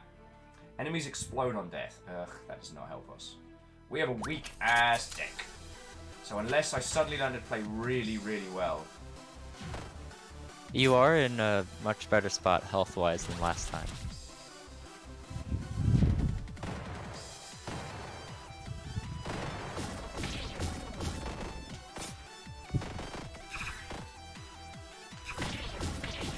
Eat knife! Hey, Spark Plant. Welcome Ah! to the show. I'd like to introduce my helping me a whole bunch co-host. Because let's be honest, I can't do this when I'm dodging feckin' million things! Oh cool, she brought friends! Oh, at least they'll explode now. do like explosions. Oh, it's don't like. It's alright, we've got another heal, and lots and lots and lots of mines. Here we go. Oof. Dodged that one, right, kids? Oh, here we go!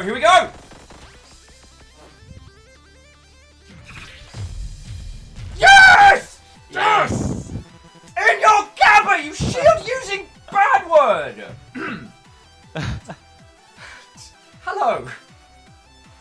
Oh man, that was awesome. That went to the wire.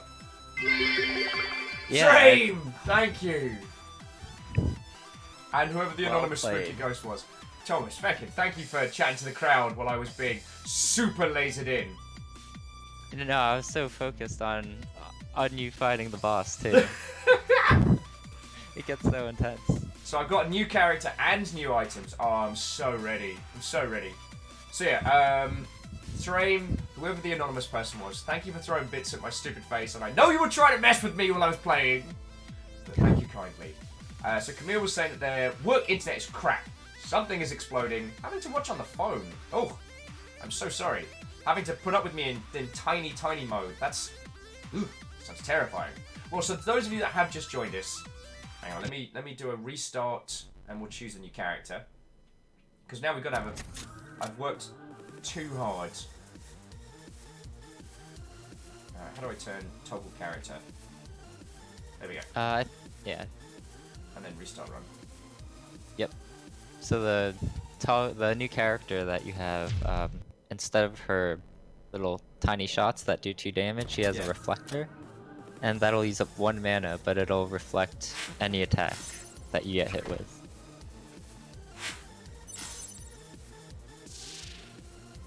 So it requires a bit more timing. Also, every time she moves, she'll gain 1 shield. Yo, so it's actually in my best interests to kind of...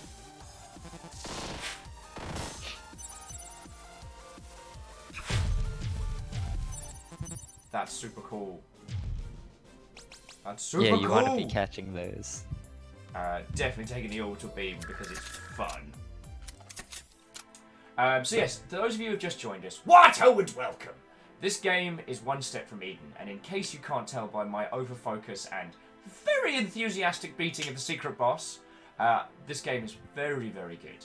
It's, as we've been describing it, it kind of harkens to the Mega Man Battle Network games and blends them very, very nicely with a Slay the Spire style roguelite. It's really fun, friends. The demo is available. Okay, Lucifer's definitely earning their keep today, saying that because Tyler was asking how many characters are planned. Lucifer says 9. Can you confirm or deny? Yeah, so 8 characters were originally planned, but during the Kickstarter, the backers unlocked this achievement, which unlocked the shopkeeper as a playable character in the final game. That's super cool. Yeah, I'm really excited to see how all these characters will play out. Cool. And you know, if you ever want to stick a ginger ass Viking in there, you fully have my support. So Rhymes and Moose says, can we get a link to the demo? Yes, you can, dear friends. If you want to get it via Steam, and if you don't mind throwing a add to wishlist on it, that is one of the things that does help in Steam's weird algorithm to support a game.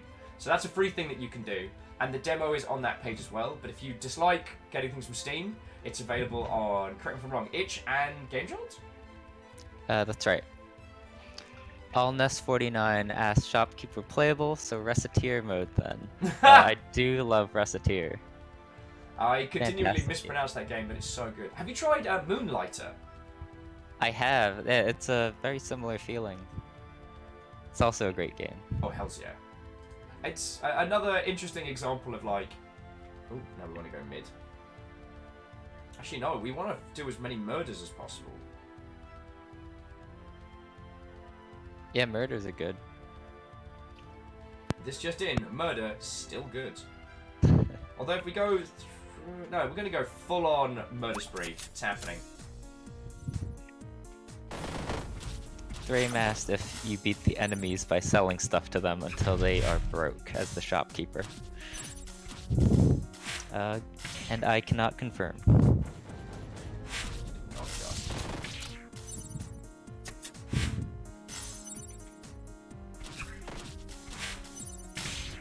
I did not get the timing on that one down.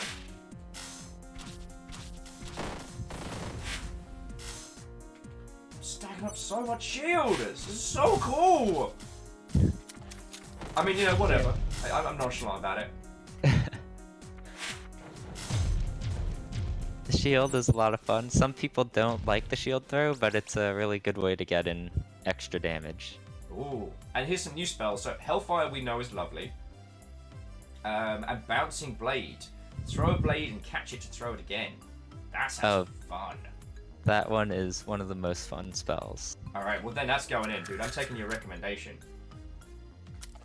If you've played League of Legends before...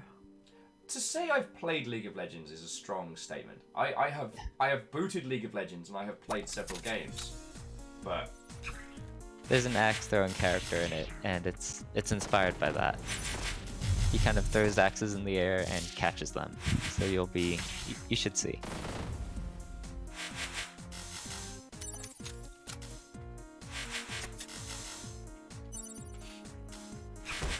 Alright, let's see if we can get the combo going. Woof. Some more shields can't hurt. I mean, let's just be the unstoppable shield monster. Pixelimation asked if you could reflect Hellfire with your reflector, and yes, you can. Oh. Great little combo there. I didn't even think about that one. Is there any value in going back to the secret area as shielded person? That's something I guess you'd have to find out. Oh, why would you do that?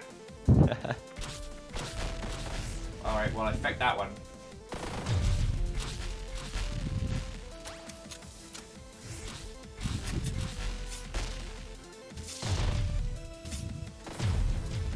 Okay, this character is awesome. Awesome. Utterly awesome. Also, Telios. What, oh friend? Come on in, come on in. Did someone say secret castle? Oh, I need mana. Oh, look, and there's mana. Perfect. It's like they know. And Telios, yeah, I also quit League. And I was also a support main. So I know exactly what you're talking about.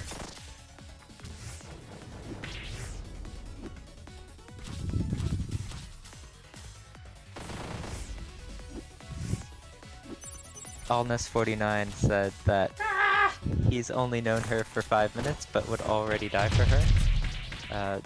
Her character would also die for you. She's that type of person. And there will be a lot about... Oh, no. You spawned the turrets behind you. We've all made mistakes.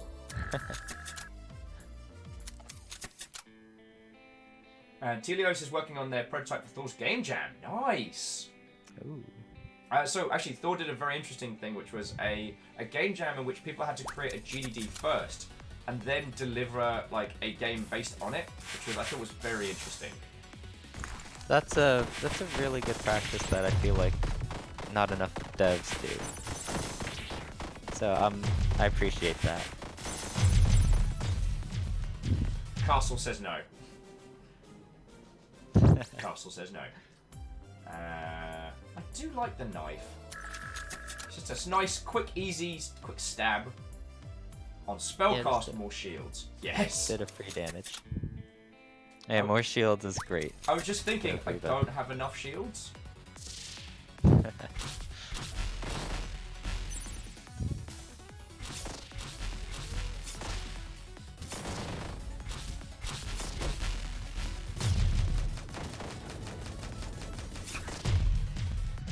Okay, you're right. The feckin' axe combo is so much fun! It's great against enemies who don't move too. Nice. I will definitely take more defense. Alright, here we go. Boss 1.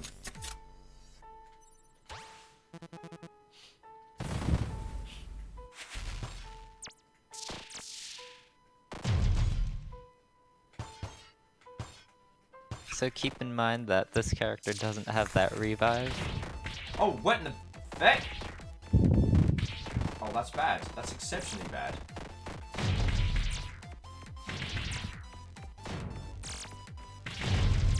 I regret everything. I was all cocky and stuff.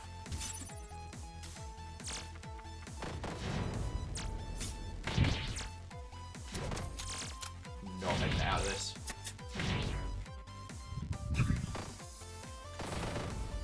It's been a good run. Remember me as I was, friends. Dodging, dodging, dodging, dodging, dodging. No. Aha, joke's on you. Moving around makes me stronger.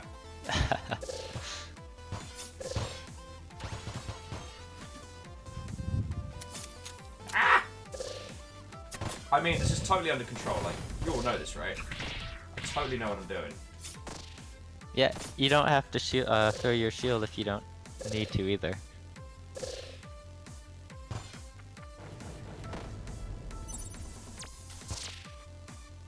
Ah! These are sensible noises that people make when they're playing this game.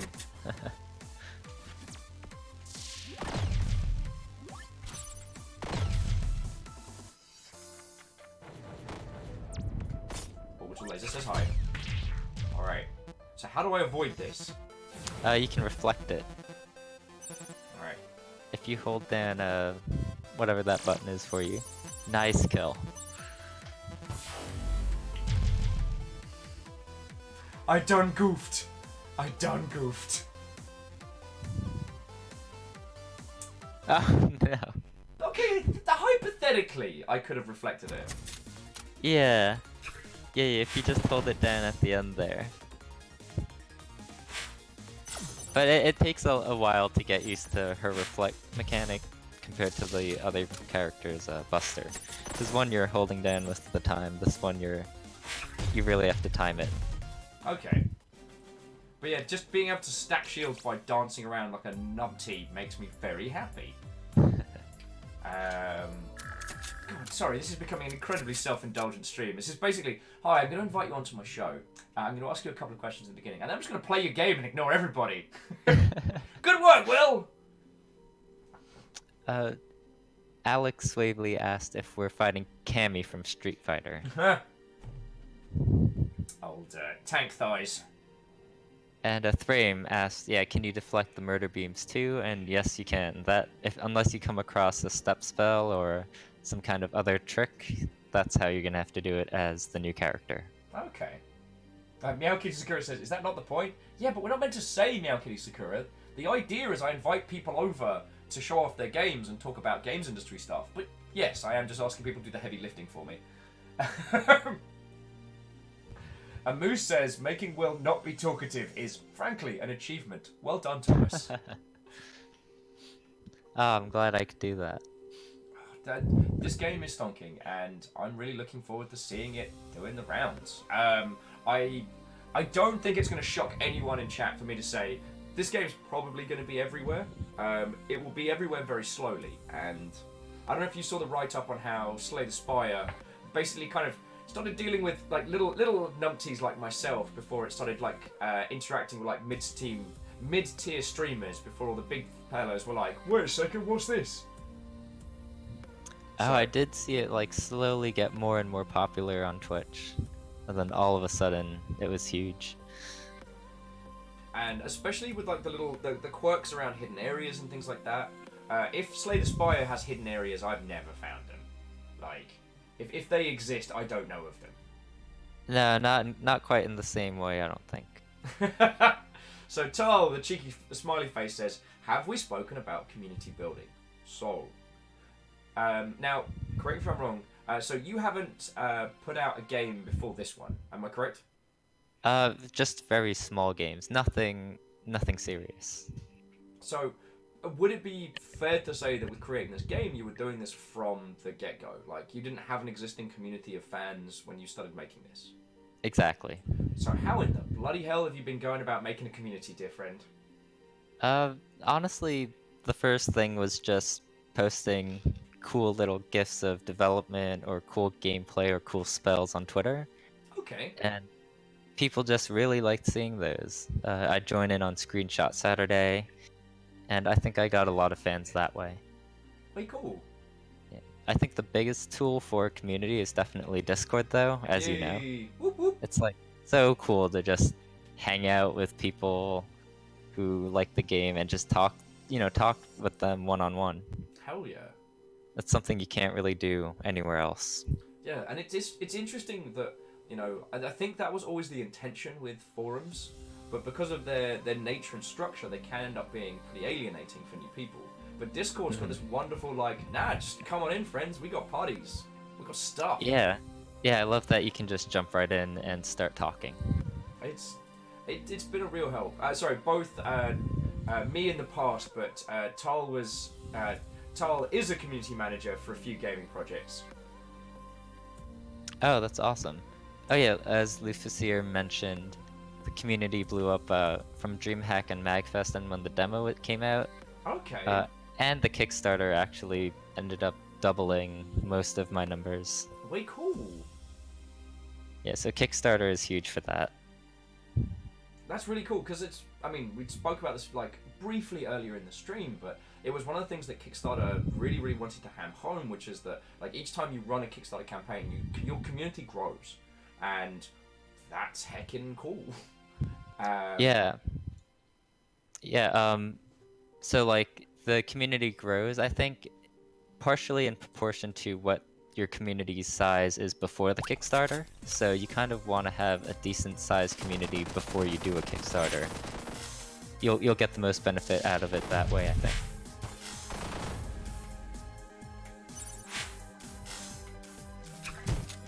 So one of the things that was really interesting is that you launched a Kickstarter, with a small pre-existing community, but not like a massive one. So, as we've seen very good titles go into that space and sadly not succeed. So, what were some of the things that you think helped with your project to really stand out? I think being pretty active in the community, letting people know you're there, helped. Very cool. I know there are a lot of kind of just fans or friends that have been part of the community for a long time, and they've just been with me for almost a year, I think, and they've been big advocates of the game, and I think a lot of it is just word of mouth. People telling their friends that they love the game, getting their friends to play the game, and that just keeps going on and on. I think, obviously there's a ton of Battle Network fans too, and that does help. Yeah. So many people are missing that.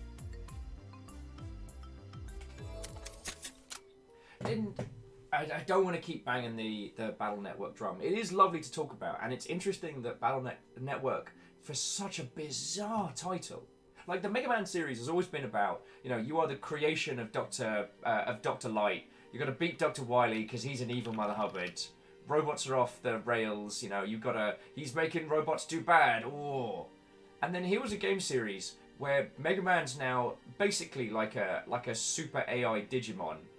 What do you mean the singularity? I don't know what you're talking about.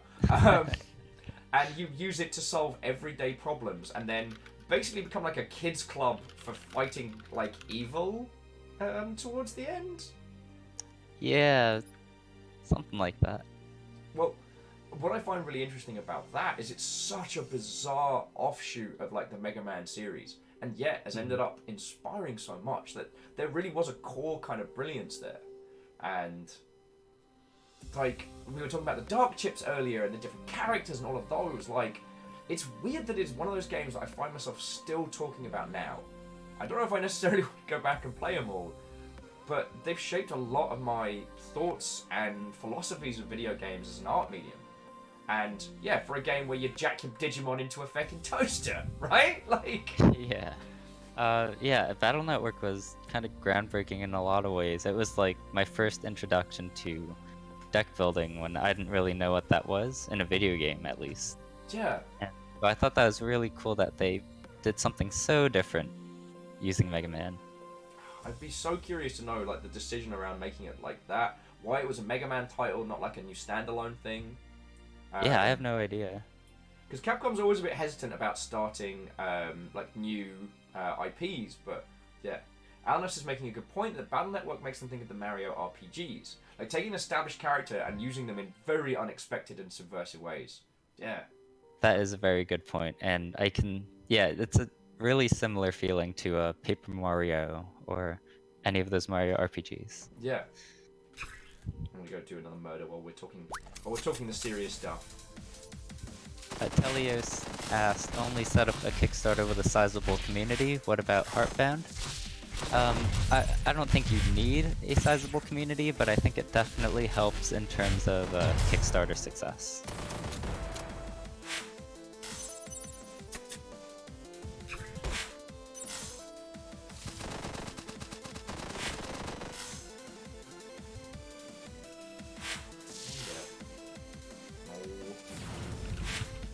I'm trying to think how I can take this to the secret zone. You know what I mean? Yeah, so the diagonal beam will do 100 damage. I guess you can keep using Minefield. Oh, wait, the Manticore will die. Oh, you can reflect the Manticore's attacks. Aha! There we go. Alright, so we're taking the shield lady to the secret zone. Hyper beam! So jumping back in. So basically Thor did a Kickstarter for Heartbound, similar to yourselves, and one of the things that Thor had that really helped jumpstart was a large content creator giving coverage. From what I hear, Jacksepticeye is a lovely bloke. Like, those I know that have worked with him and around him, he seems to be lovely. I live in constant fear that all the people that I like are going to end up being scumbags. Also, Hyper Beam says TM15, so it's got to happen. It's got to happen. Oh yeah.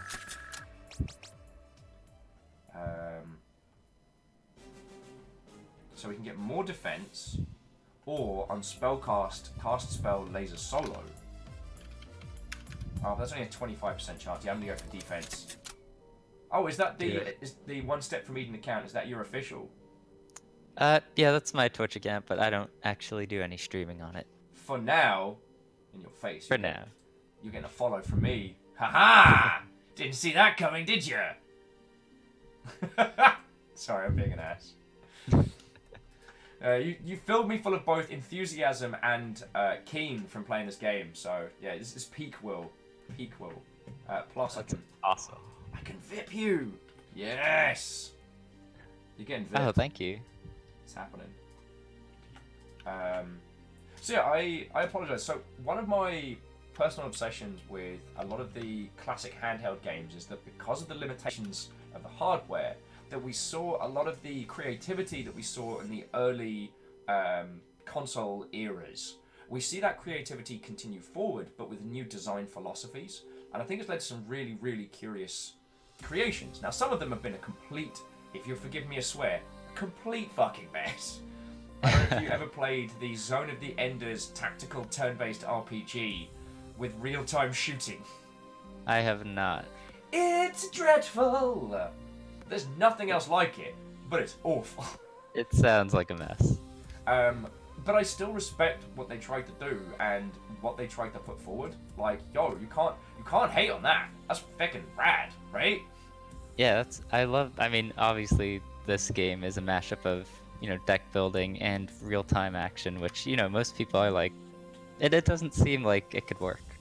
It does, like, when you... Stop that incessant clicking! Hey, and some anonymous Mother Hubbards from House Carl has given a gift to the One Step from Eden account. Oh, thank you so much. So now you have little friendos you can come hang out with. Oh. Wait. I'm jumping back into chat because Lucifer is like, Thomas, he's in the secret zone as Reaver. You waiting for this as hard as I am? Yeah, well, since you're Riva, you know, well, who knows what'll happen, right? And then it's like, Lucifer is like, good luck, Will. You got this. I believe in you. Don't worry about it. Oh, I'm gonna get wrecked, aren't I? Oh, We'll see. Dear. I don't want to spoil anything for you. But, yeah. I'm waiting.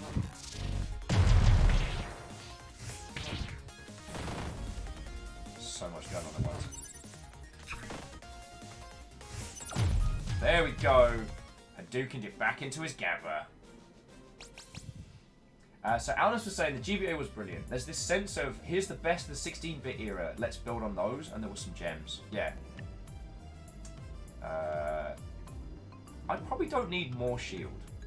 Do I need more shield? It won't... It won't make a huge difference, I'll say that. Oh, good! Hopefully whatever's in this box is just going to be a whole lot of, like, congratulations.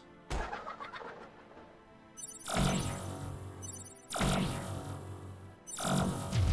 we go. Before you move on to the boss, just remember, you have your reflect. Okay. Okay.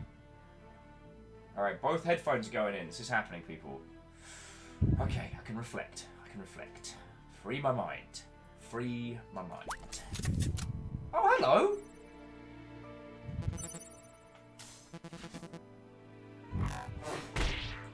What?! Fucking what?! Are you hacking me?!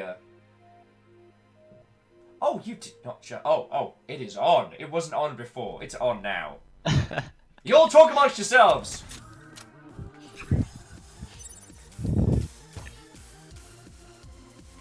Oh, that was fast.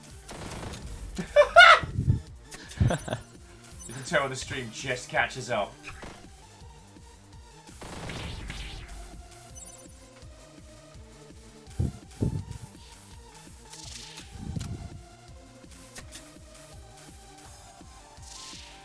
Keep missing this bloke. Why am I stupid? I'll just hit with a beam! Just hit him with a bloody hyper beam, it's fine.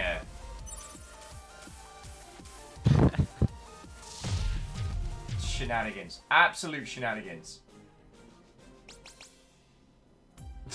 Ah, yes, Alex with the wonderful strategic tips there of, hey, Will, don't die. Alright, so we get a boomerang or a frozen boomerang. Obviously, we're going to take the frozen boomerang. We're not complete heathens. Alright, so we want to go... We've got to get up to get down. Yes.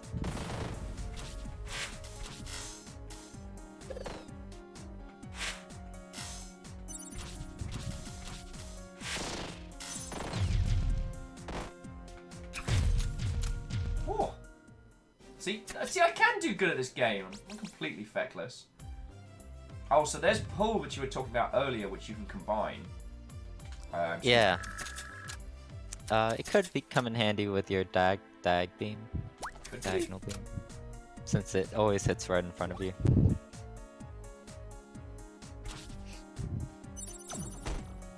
Yeah, I prefer the other ones. Oh, here, so I don't know if you saw this already, but you can reflect those, Oh, you got it. Yeah, I've been learning from your teachings. Still. So bad. Soul Gun, not today, Satan. We'll take some more Thunder. It's always time for Thunder. Alright, Deflector. We probably want Mana Gem now, and then... Because that way if we get like something cool. Yeah, Mana Gem is good. especially against that secret boss.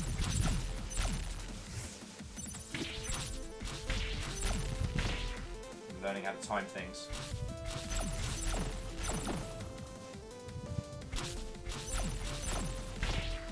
Almost. Alright, what have I got that's it? Alright, I need one more.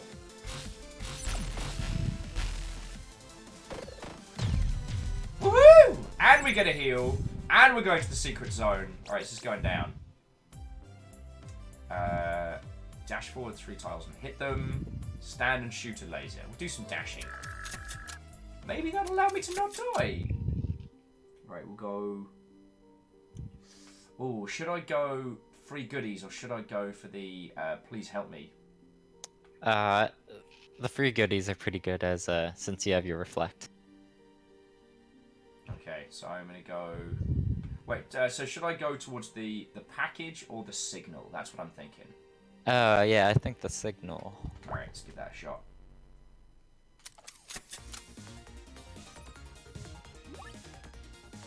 Yeah, Pixelimation says, remember you can reflect things, which you have been trying to do. I've given it a ruddy good go.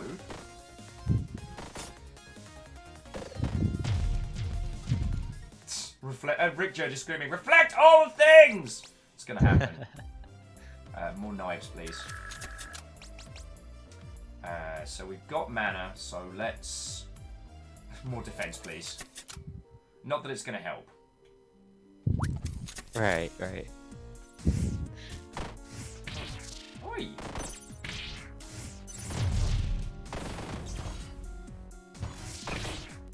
Oi! Lufoseer asked if it still says Seraph as the enemy name for Secret Saffron, which is a small bug I left in. No, it does not say that anymore. It's just not! She also does not say thank you for beating her anymore. I'm not gonna die these little munchkins. Boy, sure could go for a heal right about now. This is gonna go horribly, isn't it?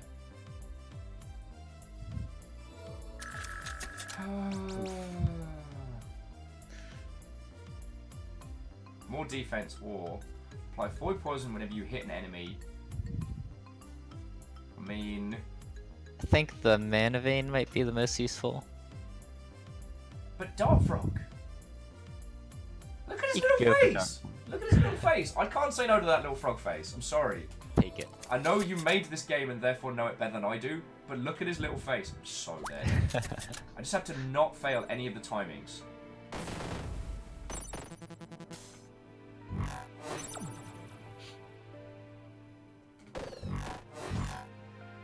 Where? How?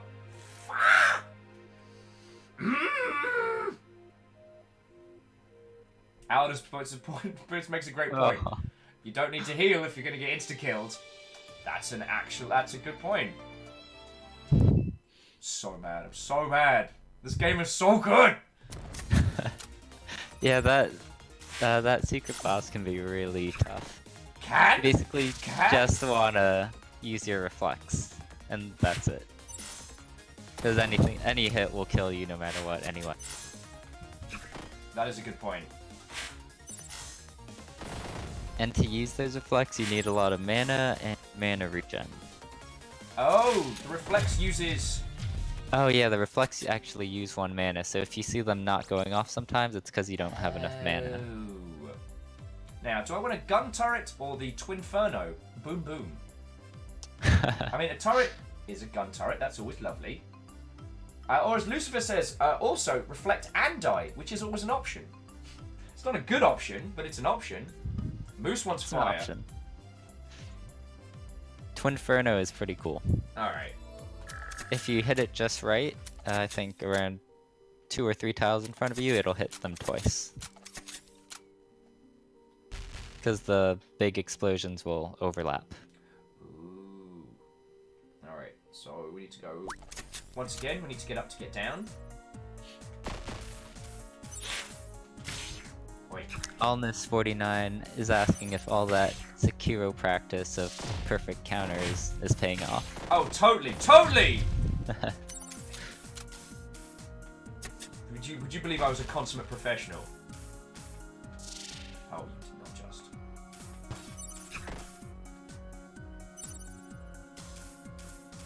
I hit you with a beam, and you're gonna go to wherever it is, whatever tiny ice hell you deserve to go to.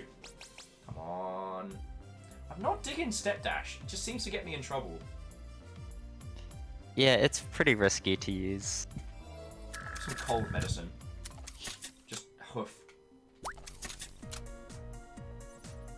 Alright, here we go. Perfect counter. Wait, no, did I just heal him? Yeah, so cold medicine actually heals the enemy. Which doesn't sound like the worst idea. Except for when it is. Oh, and Greenfire says, I'm going to tap out of here. Gonna play this for a bit. That's way cool. Well, Greenfire, if you've got the link, pick it up on the... pick it up... if you are picking up the demo... ooh, spellcast mana. No, I need mana. I need mana. Bismarck, you're Bismuth, you're cool, but... Mana, yeah. Mana. Yeah, Greenfire. Thanks so much for watching, and I hope you enjoy the demo.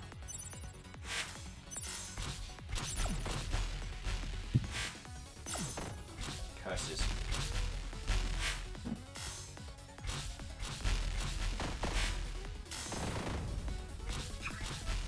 I need to do 10 damage or heal it. Ooh. Yeah, I reflected the wrong attack. But I can do Healing this. it.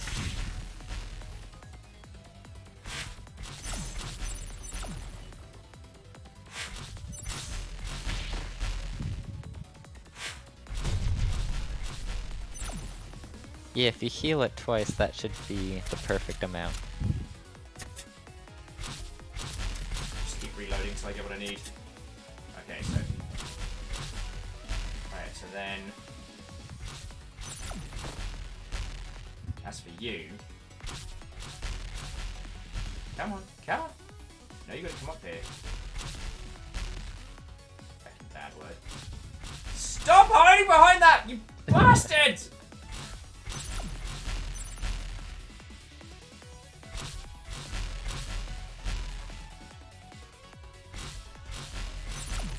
I just like that my character's superpower is basically a really, really violent stepometer.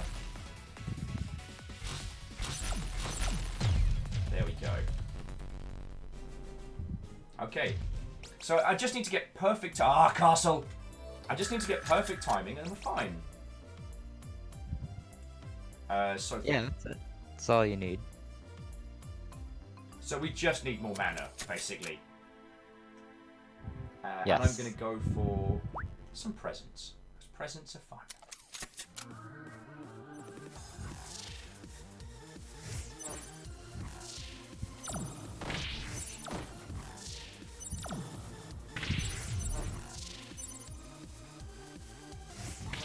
Ow! What is happening? Ow!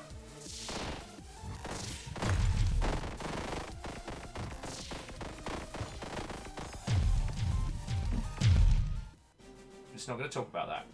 We're just going to ignore it. What fight? Nothing happened. Nothing happened. Lufosier said, if you can beat the normal boss, I'd really like to see you unlock and die on Hell mode. Oh god. I know enough to know that I should be afraid of Hell mode. So I'm actually going to skip rewards here. Because I feel we get to the point where... Alright, here we go.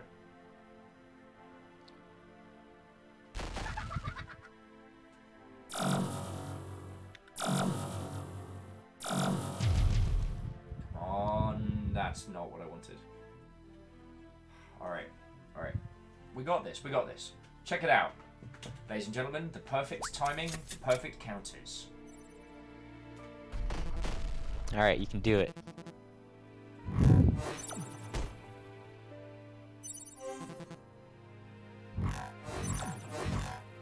No! No!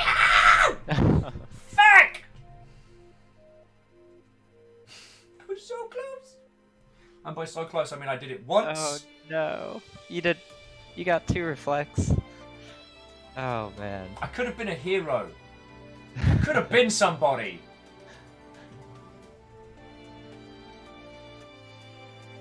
I could have been somebody. Oh. It is pretty hard. I think you need 4 or maybe even 5 reflects to Oh, okay. until it wears off. Let me just quickly murder this guy. Oh, I can't believe it's already been 2.5 hours. Right? This is why, you know, like, when I invite people on, I try and advise them, like, you're probably going to want to stick around for a while. So, now, I don't know how much longer we have your time for. So, ladies, gentlemen, individuals of all persuasions, if you have questions for Thomas, like, throw them in chat. Don't wait for me.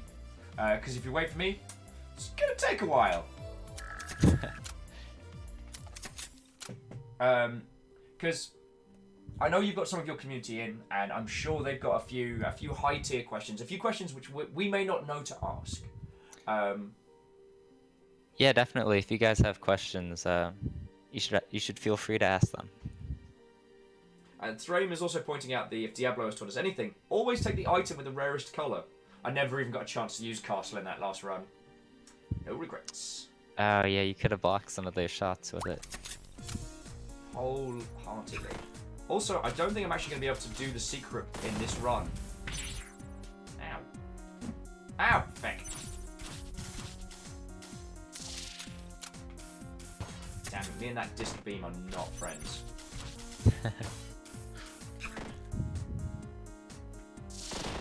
There we go, that's what I was trying to get.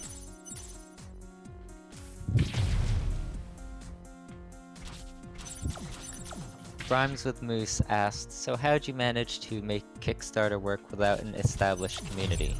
That sort of flies in the face of all the advice around about Kickstarter, so it's impressive to have managed. So I actually did have a decent sized community before I started the Kickstarter, and it ended up helping a lot. I think it's pretty important to have some sort of fan base before you do a Kickstarter. Yes. But well, I think what was interesting is that, oh, invincible for a second to the start of the battle. That'd be great if I had a chance to fight this bad word. Oh no, we're good, we're good.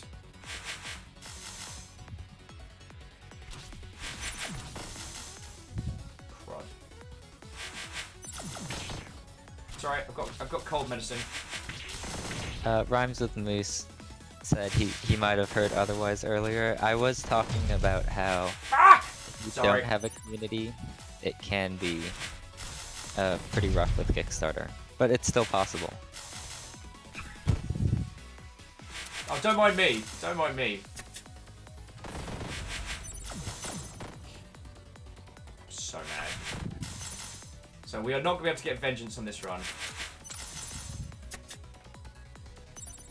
Luther Seer, is double flexion technique going to stay in the game? I'm not sure. What is double flexion technique? It's when you flexion twice. Duh. Can I'm you sorry. flexion I'm twice? sorry. I'm so sorry. I can't flexion once after a horrendous accident that left me. Oh yeah, mirror damage. Always fun. I do like when there are techniques that the developer doesn't intend to put in the game. Stuff like wave dashing and smash bros. Oh god, yeah. God, if Smash Bros had worked entirely as intended, I think it would be a very different game. Oh yeah, it'd be so much more boring. Yes. Harmotimos asked how the story will be told in the game. So the story will be told mostly through little scenarios like the hostage in front of the turret, and also in boss encounters.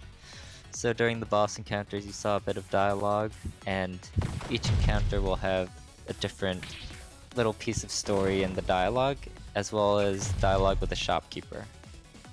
And the endings will also play a big part in the story. Lufizier said the double flexion was reflecting and moving at the same time, so you can reflect 2 panels by moving to both tiles. Oh, I don't And- believe that in the slightest. And thus reflecting 2 panels with 1 reflect. And yes, that will definitely stay in the game. Woohoo! Though Double Flexion will be the name of my next band. I'm just letting you know now. We are Double Flexion. We are here to talk about stings and stuff. None of these are super useful, so we'll take the regen. Nom Nom Fighter mentioned wave dashing was actually intended, but not wrote into the pamphlet. Alright, now we're all learning something. Yeah, I had no idea.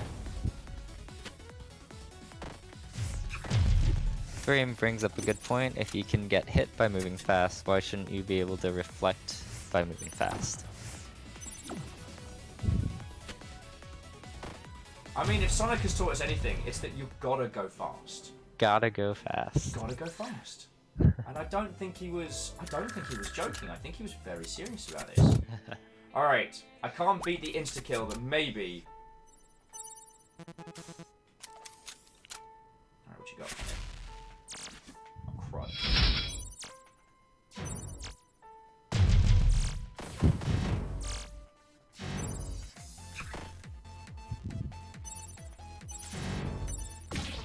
Oi! The fuck was that? You better dodge my disco beams. Oh, this is not very good. Don't heal the boss. Oof. Feck! I was being too cocky. No!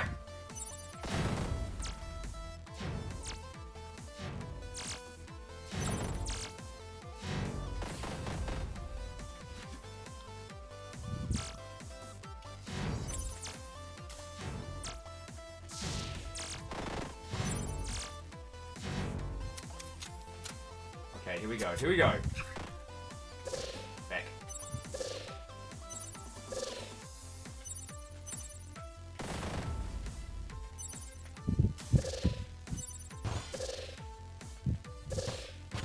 Eat poison!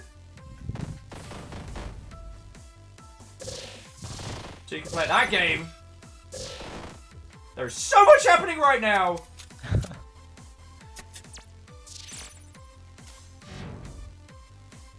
Sorry, I was just stacking up that shield. The stepometer. There we go! Alright. Okay, okay. Here we go. Can't buy my shotgun. Aha! In your face! Nice. Alright, so now I just gotta dodge a bunch of moves I've never seen before. Seems easy. Don't forget you can reflect them too. So help me.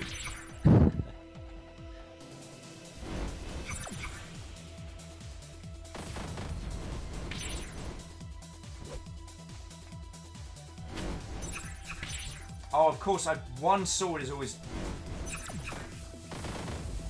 Ah!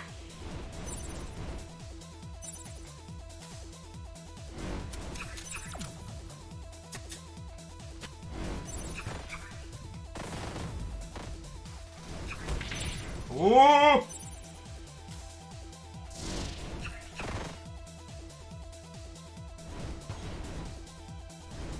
No, no, no, no, no, no, no, no, no, no!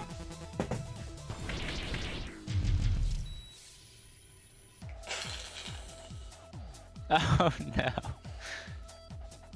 Yes, I did just take to hissing at the camera. No, I'm not sorry.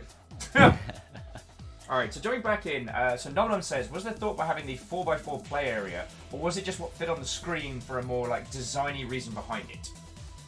So originally it was a 5x5 because there were all these different patterns that I wanted to do. Yeah. If you see the ones with the spinning saws and the broken tiles that the first boss does, Yeah.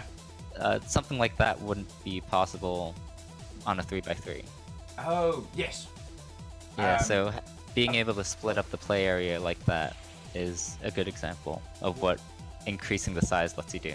Way cool. But you said you were considering a 5x5. Was there a reason you scaled it down? Was that just for like a nice bit of symmetry? Yeah, so 5x5 was...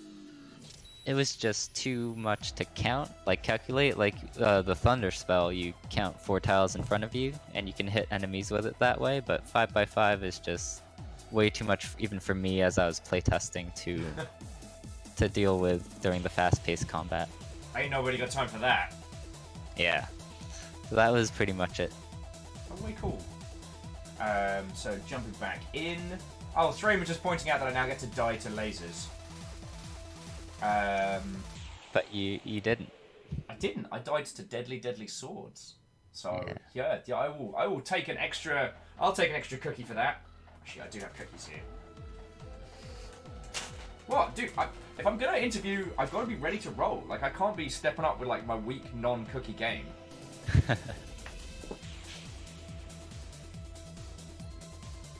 So I think I actually have to head out now. It's been almost 3 hours, but Oh wow, it has. It's been a lot of fun. So let me dash out of this one. Let's bring it back to the studio. Does this game have ice cream? That is an excellent question. A random little one who's being very cheeky would like to ask, does this game have ice cream? Ice cream. There will be an item that references ice cream, if that's what you were asking about. Well, you definitely made some tiny ones very happy there. It definitely needs more knives. Definitely needs more knives. Oi! There will be plenty of knives in the game. The situation is improved by the addition of yet more knives! Let's try that again, shall we? There we go. But yes, if you ever want to have a mystical weapon or anything Longship themed in there, just throw us in there, good sir, because I love this game and I want to support it. I feel that it is a great example of how underutilized a lot of the classic games are, and it makes a great example of what we can do now. We have access to so many more tools, we can make games so much easier, you know what I mean? Yeah, definitely. Alnus asked if there's going to be a grappling hook, and the pull spell is kind of like that. Kind of like Roadhog's hook, where he grabs the enemy and drags him to him. It works great with the shotgun spell too. We have a long-running joke that every game is better with a grappling hook. Literally, there is not a video game that would be improved by adding a grappling hook. I cannot disagree with that in the Right? slightest. And it does help. Sekiro is a lot of fun to like grapple around, just to slam that one on home. So, does anyone have any last questions for Thomas before we wrap this section up? Yeah, any last questions? Because we got time. So, I'm actually, and whilst people are potentially thinking of some more, I'm just going to drop the link back in chat once more. So, like, dear friends, if you don't mind throwing a wish list on that one, or possibly having a crack at the demo for yourself, that would be super cool. Eagle Lives is asking, did you know the Longship was a cult? To which I respond, it's not a cult! I'm trying to be cool in front of the developer friend, and you're making it seem... this is what I have to put up with it daily. I know, it's shocking. How can I join? Wait, don't encourage them, Thomas! Atelios had a sensible question, which is, any tips for newbies on learning how to code?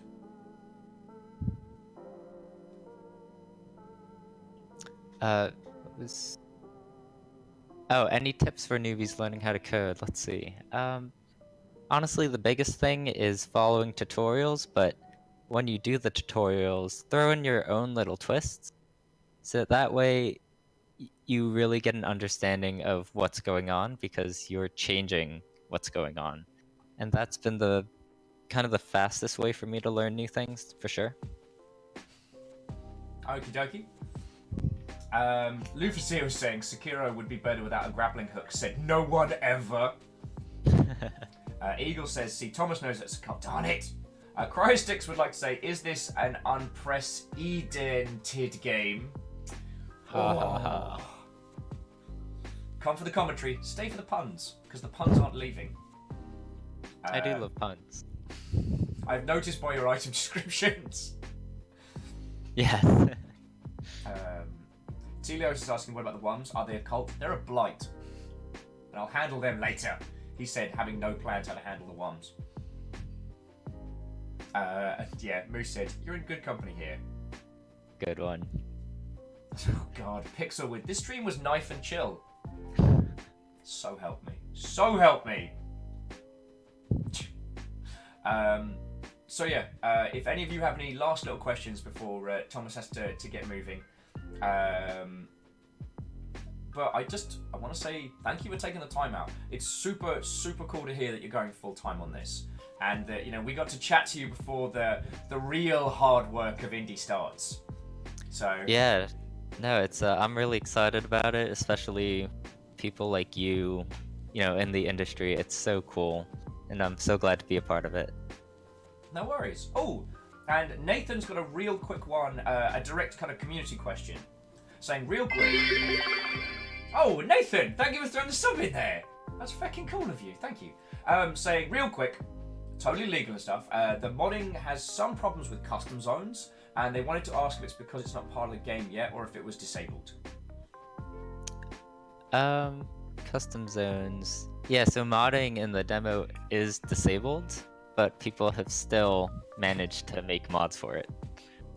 Life Which finds is a way. crazy. Yeah, modding will be much easier and much more accessible for the final game, for sure, and the Okay. beta.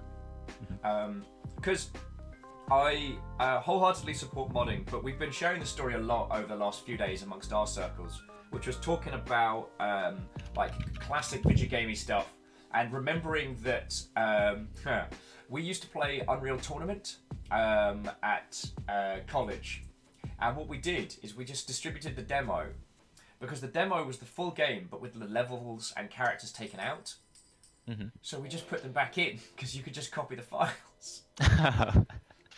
So you do need to be careful with these things. But I also want to say, Nathan, again, thank you for throwing your Twitch Prime over here. Like, it all helps, yo. It all helps. Also, and this is more just for the crowd. I'm not saying this at anybody. Like, creating support for mods is not simple and easy. And Thomas, the fact that you're doing it is rad as heck. But the casual nature with which you say it might lead individuals to believe that it's easy to add modding support. Oh no, yeah, I actually had to rebuild most of the game from scratch to support modding. But it had the side effect of forcing me to use the mod tools to make the game, and that honestly was a lot easier than what I was doing before. Oh, way cool. It's always that the challenge with developing is like tools development is always time away from creating content for your game, but also streamlines making your game later. It's always a kind of a, though I met a guy who had a great concept for a title and was like, I'm gonna put together a level editing, put together some tools so I can make this game easier. Like 2 years later, he's still working on the tools. There's no game. Oh no. Yeah, he fell into the trap. That's yeah, you gotta watch out for that, definitely. Right. So as we haven't had any more bombastic, brain-breaking questions through, then let's bring this segment to a close. So Thomas, I want to say thank you so much for coming in. Thank you so much for inviting me, Will. I had a really great time. And so yeah, if you've got more content coming up between now and launch, or if you want to just come hang out, you know you're more than welcome. And for launch, yeah, please consider the Longship an axe to your collection. I don't know where I was going with that allegory, but it was meant to be. We support you. This game is stonking. Friendos, one step from Eden. It is very worth your time. I will definitely keep in touch and make sure to hit you up around release time. Also, just quickly before you leave, Tal was just want to say, heckin' love this game so far, right? Oh, thank you so much, Tarlicus. Thrame says, I think you were going for You Have My Axe. You have my axe. I was trying for that and I failed. Although, actually, we have a mystical sword here, but that's another story. It's called My Shoe. It's a mystical glowing blue sword. Long story. Right. So Thomas, thank you again for your time, and yeah, I look forward to seeing you again, yo. Alright, thanks a lot, Will. Righty. I'll be seeing you around. Okay. So yeah, thank you again, Thomas. Did I link this a whole bunch? I think I did. Right. Pixel's like, long story short, there's a glowing sword. Details. Wait, why is my BRB needs T not working? What you doing? Oh, because I'm pushing it. Wait, what?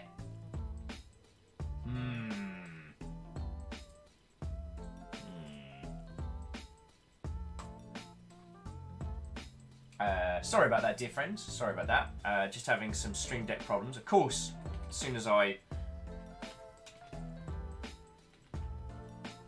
yeah. Bear with me just a second, friends.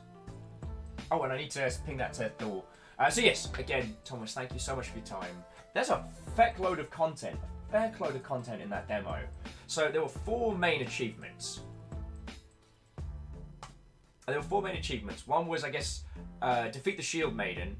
One was defeat your past self, and I guess the other was defeat the demo. And you'll only saw essentially half the game there, and from its implications. All right, sorry, my Stream Deck is being an ass right now.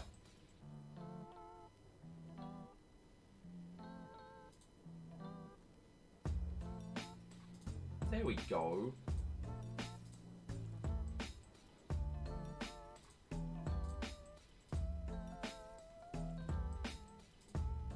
Alright, there we go.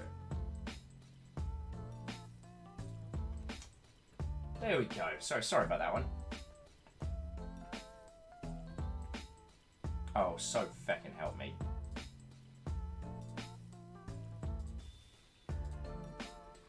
Right, I'll figure around with that later. Thanks, Stream Deck, for updating Midways. So Artsoft says, thanks for sharing the game with us, One Step. Yeah. And Artsoft and everyone that came down for One Step from Eden, fecking thank you, yo. So look, friendos, it is only, we're not even 3 hours in, we've got a good group of people. So I'd like to keep us going.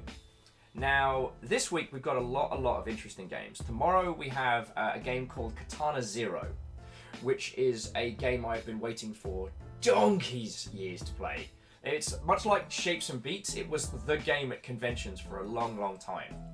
So, tomorrow is pretty booked up. Saturday, we're playing some more sword-wielding pirates, some vampire crab lords. We're doing some more Total War Warhammer 2. And I'd really like to do that. So here's what I'm thinking. As we technically weren't going to do any Rain World this week, what do you say we roll onto some slug cats, we hang out, get Moon some jellies. Ice Cream's like, woo, vampire facts. No vampire facts!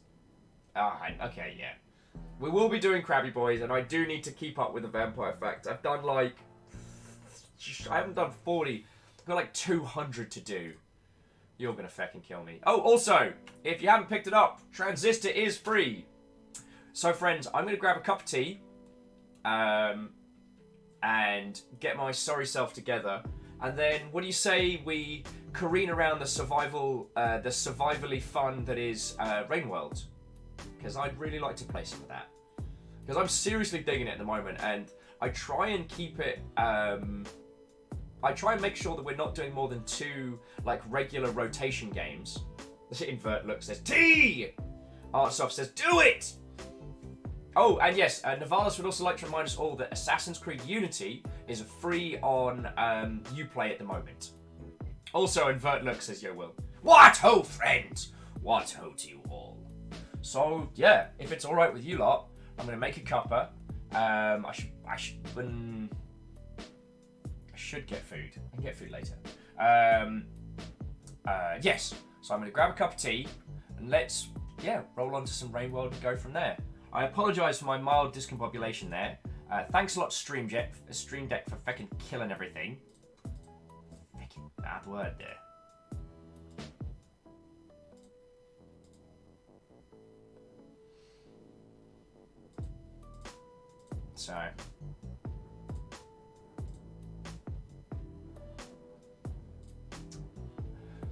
So yeah.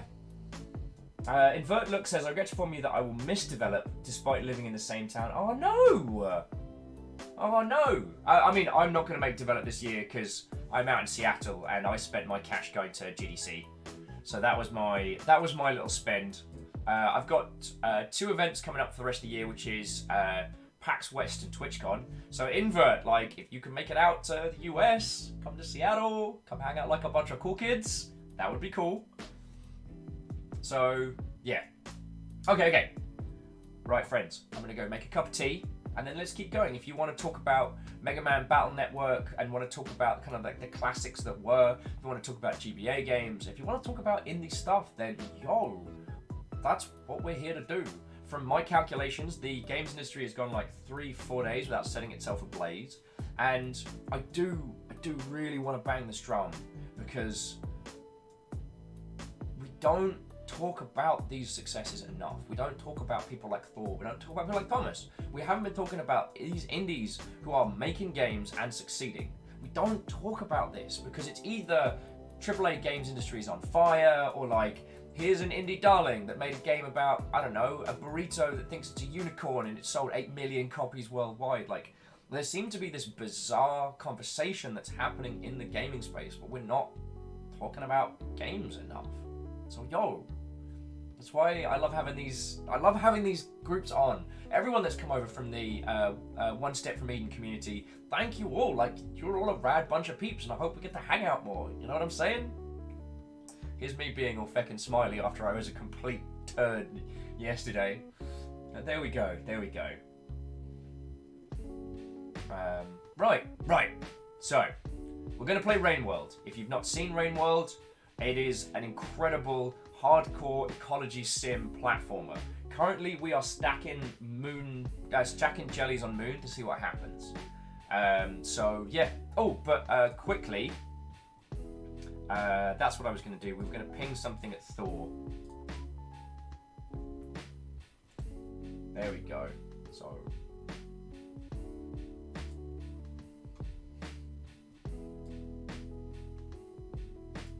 Hang on. So, just quickly, going to be like.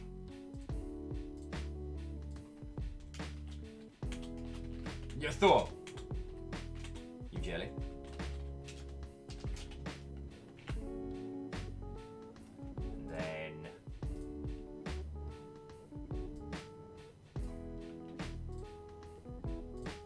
Bear with me a second. And then Thor would be jealous. Sorry, just thank you for indulging me.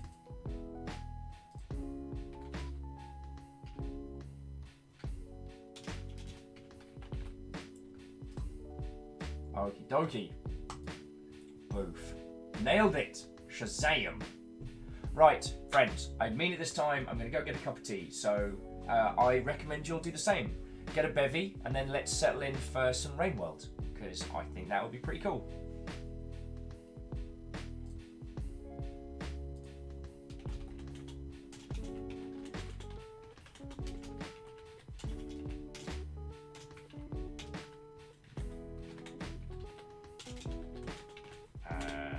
I'm just saying thank you to Thomas as well. God, I'm being a terrible host. I'm so sorry. I'm gonna get tea.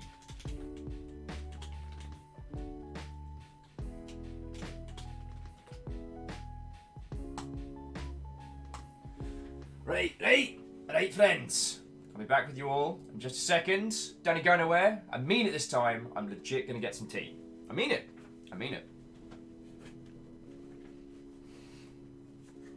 Right. Yes. Here we go. Let's go. Let's do the thing. Don't go anywhere. I mean it.